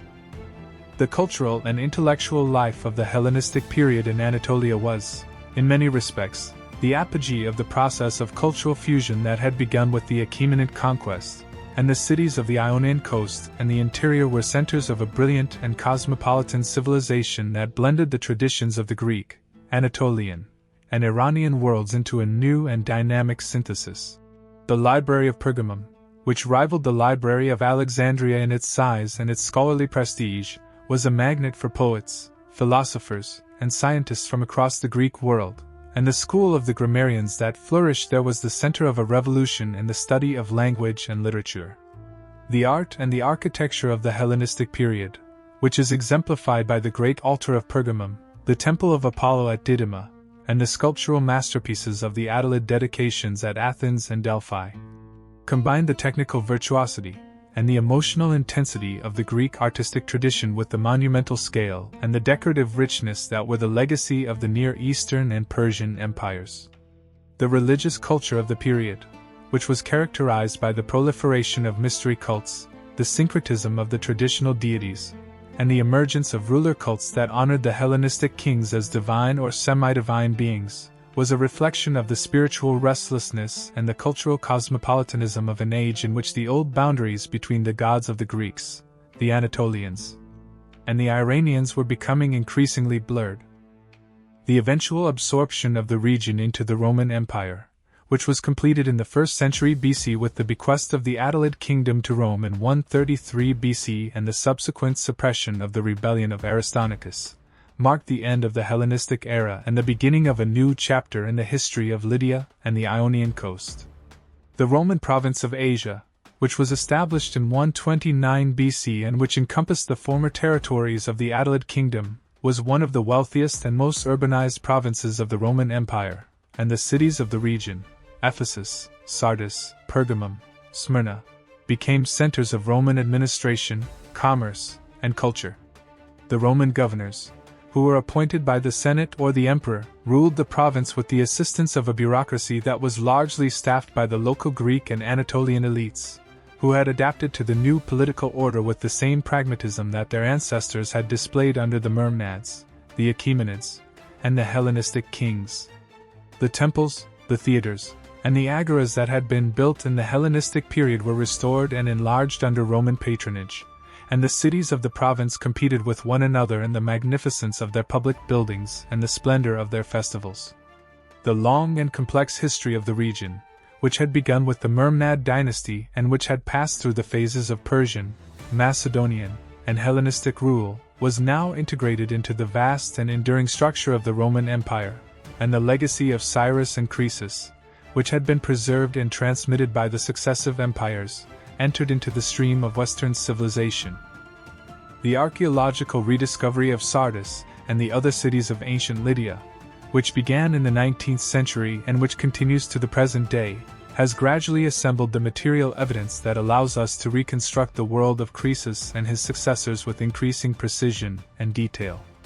The excavations at Sardis, which were initiated by the Princeton University expedition under Howard Crosby Butler in the early 20th century and which have been continued by the Harvard-Cornell expedition and the Turkish authorities, have uncovered the remains of the Myrmnad Palace, the massive fortifications of the Lydian and Persian periods, the Temple of Artemis, one of the largest and most impressive Greek temples in Asia Minor, and the extensive residential and commercial quarters that testified to the city's long history of prosperity. The most spectacular single find from the site, the Lydian treasure, a hoard of gold and silver objects, jewelry, and coins that was illegally excavated and smuggled out of Turkey in the 1960s, was, after a long and contentious legal battle, returned to Turkey in the 1990s and is now displayed in the museum at Yasak, a poignant reminder of the wealth and the artistry of the kingdom that Croesus ruled. The artifacts that have been recovered from the site, the elegantly painted pottery, the finely carved ivories, the delicately worked gold and silver ornaments, the inscribed seals and tablets, tell the story of a civilization that was both distinctively Lydian and deeply engaged with the broader currents of the Near Eastern and Greek worlds. A civilization that was the crucible in which the first coinage was minted and the first great encounter between the East and the West was staged. The site of Bin Teep, the Thousand Mounds, on the plain of the Hermus, is the burial ground of the Myrmnad kings and the Lydian nobility, and the great tumuli that dominate the landscape are the most visible and the most evocative monuments of the Lydian kingdom. The largest of the mounds, the tumulus of Aliats, the father of Croesus, is an artificial hill of earth and stone that rises to a height of nearly 70 meters and that covers an area of over 3 hectares, a monument of funerary architecture that rivals the pyramids of Egypt in its scale and its ambition. The tomb chamber, which was excavated in the 19th century and which was found to have been plundered in antiquity, was constructed of massive limestone blocks and was originally furnished with the treasures and the offerings that accompanied the king into the afterlife, and the dramas, the entrance passage, was sealed with a huge stone door that was designed to protect the grave from the depredations of tomb robbers.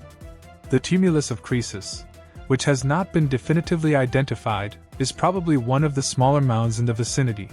for the last Myrmnad king, who died in captivity at the Persian court, may not have been granted the honor of a burial in the royal necropolis, and the location of his final resting place remains one of the unsolved mysteries of Lydian archaeology. The tumuli of Bin Teep, which are the tombs of the kings who made Lydia the richest kingdom of the ancient world, are a silent but eloquent testimony to the power and the ambition of the Myrmnad dynasty, and they continue to dominate the plain of the Hermus, their massive profiles visible for miles, a reminder of a kingdom that has vanished but that has never been entirely forgotten. The epigraphic record of the Lydian and Achaemenid periods, which consists of inscriptions on stone, on metal, and on clay tablets, provides a direct and invaluable source of information about the languages, the administrative practices, and the religious life of the region. The Lydian language, which was written in an alphabetic script derived from the Greek alphabet, is known from a relatively small number of inscriptions, mostly grave markers and dedications, and the decipherment of the language, which is an Indo-European tongue related to Hittite and the other Anatolian languages, has been one of the significant achievements of modern linguistics. The Aramaic inscriptions of the Achaemenid period, which have been found at Sardis and at the other administrative centers of the western satrapies, are the remnants of the imperial bureaucracy that managed the tribute assessments, the land registries, and the correspondence of the satrapal administration, and they provide a glimpse of the day-to-day operations of the Persian imperial system. The Greek inscriptions of the Hellenistic and Roman periods, which are far more numerous, record the decrees, the treaties, the dedications, and the honorific statues that were the currency of civic life in the Greek cities, and they document the complex political and social history of the region from the conquest of Alexander to the end of the Roman Empire. The epigraphic evidence, which is still being collected and studied, is a vast and largely untapped reservoir of information about the world of Croesus and his successors, and each new inscription that is discovered adds another piece to the puzzle of the ancient Lydian civilization. The numismatic evidence, which is the legacy of the monetary innovations that were pioneered in the mints of Sardis, is one of the richest and most informative sources for the history of the Lydian kingdom and its successors, for the coins that were struck by the Mermnad kings, the Achaemenid satraps, the Hellenistic monarchs,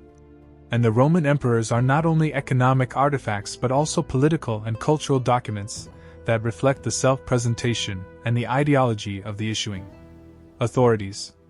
The earliest coins, the Electrum staters of the 7th century BC, which were struck from the natural alloy of the Pactolus sands, are the first true coins in human history, and their lion and bull iconography, which became the emblem of the Mermnad dynasty, is a visual statement of the power and the legitimacy of the Lydian kings. The Croesus staters, the pure gold and silver coins that were introduced by Croesus in the mid-6th century BC, were the first bimetallic coinage, and their wide circulation, from the shores of the Aegean to the markets of Babylon, is a testament to the economic reach of the Lydian kingdom and the trust that the coins commanded. The darics and the sigillo of the Achaemenid period, which were struck from the gold and silver of the Lydian mines, bore the image of the great king as an archer, a symbol of Persian military might and royal authority, and their circulation throughout the empire and beyond was a constant reminder of the power and the wealth of the Achaemenid state. The coins of the Hellenistic and Roman periods, which are far more varied and numerous, document the shifting political allegiances and the economic fortunes of the cities and the kingdoms of Anatolia, and they provide a chronological framework for the history of the region that is more precise and more detailed than any other source. The coins of Lydia, which are the descendants of the first Electrum staters, are a continuous numismatic tradition that spans more than a millennium, and they are a tangible link between the age of Croesus and the world of the Caesars. The modern city of Sardis, which is now a small town in the province of Manisa in western Turkey, is a place where the ancient past is vividly present, a landscape of ruins that is haunted by the ghosts of the Mermnad kings, the Persian satraps, and the Roman governors. The archaeological site, which is open to visitors, contains the impressive remains of the Temple of Artemis, which was one of the 7 largest temples of the Greek world and which is still, despite the centuries of neglect and destruction, a building of astonishing grandeur and beauty, its massive Ionic columns rising from the marshy ground. Its sculpted capitals and its friezes a testament to the skill of the Lydian and Greek craftsmen who built it. The Acropolis, which was the fortress of the Mermnad kings and the citadel of the Persian satraps, offers a panoramic view of the Hermus plain and the surrounding mountains, and the fragments of the walls, the towers, and the palaces that have been excavated on the summit evoke the power and the prestige of the city that was once the capital of the richest kingdom in the ancient world. The gymnasium and the synagogue, which were built in the Roman period and which are among the best preserved examples of their kind, are reminders of the long and complex history of the city, a history that extends from the age of the Lydian kings to the twilight of the Roman Empire and beyond. The site of Sardis, which is still being excavated and which continues to yield new discoveries, is a place where the visitor can walk in the footsteps of Croesus and Cyrus, of Alexander and the Seleucid kings, and can sense, in the ruined temples and the crumbling walls, the presence of the ancient world that shaped the destiny of the West and the East. The legacy of Croesus and the Lydian kingdom in the literary and philosophical traditions of the West is a remarkable example of the way in which a historical event, transmuted by the alchemy of memory and imagination, can become a permanent element of the cultural consciousness of humanity. The story of Croesus, the king who trusted in his wealth, who misinterpreted the oracle, and who was brought low by the very fortune he had worshipped, has been retold, in one form or another, by generations of writers, philosophers, and moralists, each of whom has found in the tale a resonance with the concerns and the anxieties of their own age. The Greek historians, Herodotus and Xenophon, used the story to illustrate the mutability of fortune and the danger of hubris, and their accounts, which are the earliest and the most influential versions of the narrative, established the template that subsequent writers would follow. The Roman moralists, Cicero and Seneca, invoked Croesus as an exemplar of the vanity of riches and the folly of trusting in the gifts of fortune, and their treatises, which were widely read in the medieval and Renaissance periods, transmitted the story to the Latin West. The Christian writers of the patristic period, who were suspicious of wealth and who emphasized the transience of worldly goods, found in the fall of Croesus a parable of the divine judgment that awaits the proud and the avaricious, and the story was incorporated into the vast corpus of exemplary literature that the medieval church used for the instruction of the faithful. The Renaissance, with its revival of classical learning and its renewed interest in the history and the literature of the ancient world, gave a new impetus to the study and the retelling of the story of Croesus. The humanist scholars, who rediscovered the texts of Herodotus and Xenophon and who translated them into Latin and the vernacular languages, made the history of the Lydian kingdom accessible to a new and expanding audience of educated readers, and the figure of Croesus, the richest king of antiquity, became a familiar presence in the literature, the art, and the political discourse of the period. The Italian novella writers, such as Boccaccio and Bandello, adapted the story to the conventions of the Renaissance narrative, and the English poets, particularly Chaucer in the Canterbury Tales and Shakespeare in the plays, referenced the tale of Croesus in their explorations of the themes of fortune, ambition, and the tragic fall of princes. The phrase, "rich as Croesus," which had its origins in the classical tradition, passed into the English language as a proverbial expression, and the name of the Lydian king, which had once been synonymous with the power and the splendor of the Mermnad dynasty, became a byword for the kind of immense wealth that is always shadowed by the possibility of its loss. The story of Croesus, which had been told for the first time in the 5th century BC by the Greek historian from Halicarnassus, was now, in the age of the printing press and the global expansion of European civilization, a story that was known and retold in every corner of the world. The philosophical significance of the Croesus narrative, which was elaborated by the Greek thinkers and which was transmitted to the Western tradition through the works of Herodotus and Xenophon, lies in its exploration of the relationship between fortune, virtue, and happiness, a theme that has been central to the ethical thought of the West from the ancient Greeks to the present day. The encounter between Croesus and Solon, which is the moral core of the story, poses the question that has troubled every generation of human beings: what constitutes a good and happy life? Croesus, who equates happiness with wealth and power, is refuted by Solon, who argues that happiness is a matter of the whole course of a life and that no one, however prosperous, can be called happy until the manner of their death is known. The wisdom of Solon, which Croesus dismisses in the arrogance of his success, is vindicated by the subsequent events, when the king, reduced to the status of a captive, recalls the words of the sage and recognizes, in the moment of his humiliation, the truth that he had refused to see. The philosophical lesson of the story, which has been analyzed and debated by thinkers from Aristotle to Hegel to the existentialists, is that the goods of fortune, wealth, power, reputation, are inherently unstable and that the pursuit of these goods, if it is not guided by wisdom and moderation, is a path to disaster. The story of Croesus is, in its essence, a meditation on the human condition, a reminder that we are all, in the end, at the mercy of forces that we cannot control, and that the only true wisdom lies in the recognition of our own vulnerability and the cultivation of a character that can endure, with dignity and grace, the reversals that fate has in store for us. The historical memory of Croesus and the Lydian kingdom has also been preserved in the traditions of the Near East, particularly in the Iranian national epic, the Shahnameh of Ferdowsi, which was composed in the 10th century AD and which recounts the history of the Persian kings from the mythical beginnings to the Arab conquest.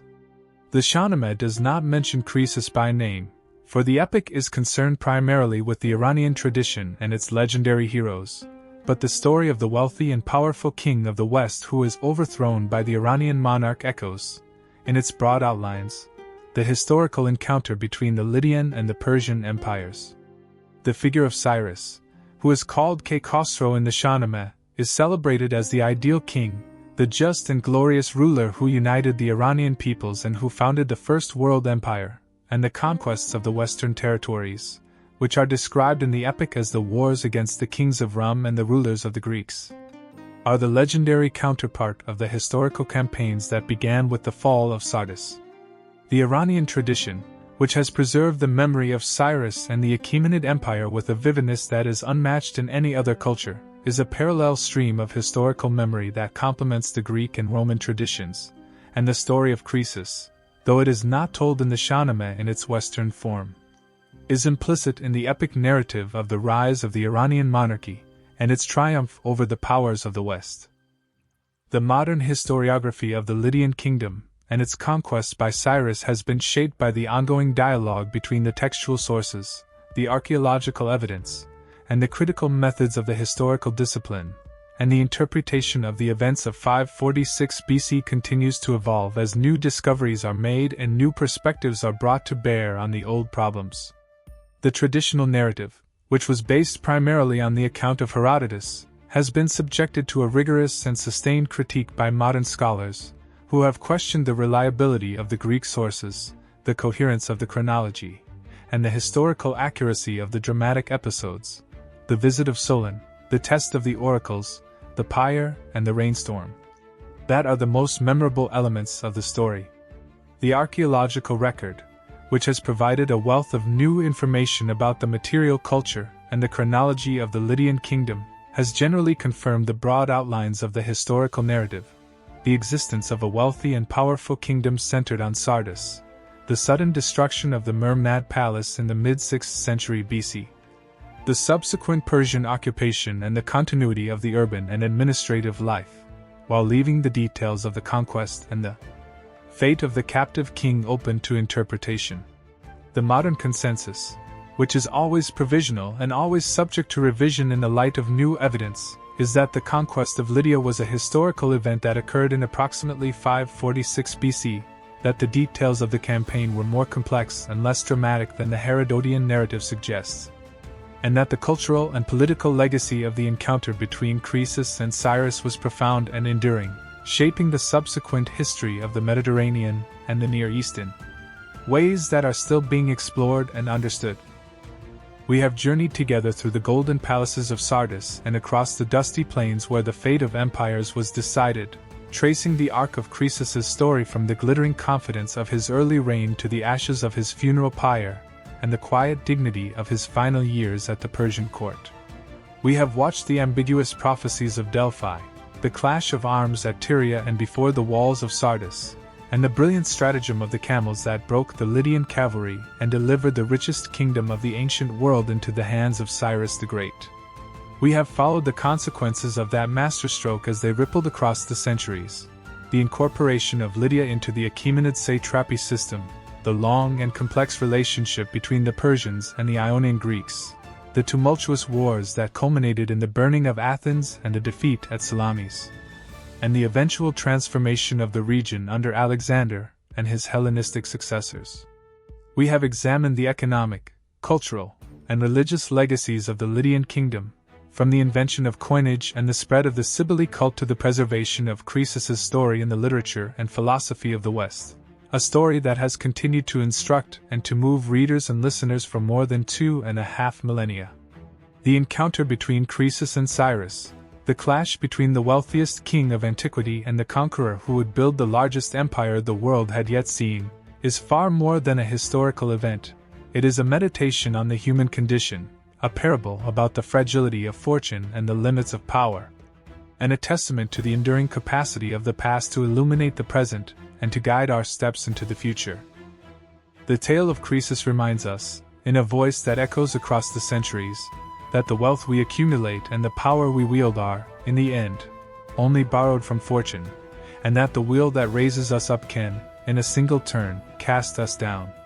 The Lydian king, who had everything that the world could offer, gold, horses, armies, the favor of the gods, lost it all because he could not imagine that his prosperity might be fleeting, because he confused the gifts of chance with the rewards of merit, and because he listened to the flattering voices of his own pride rather than the sober counsel of the sage.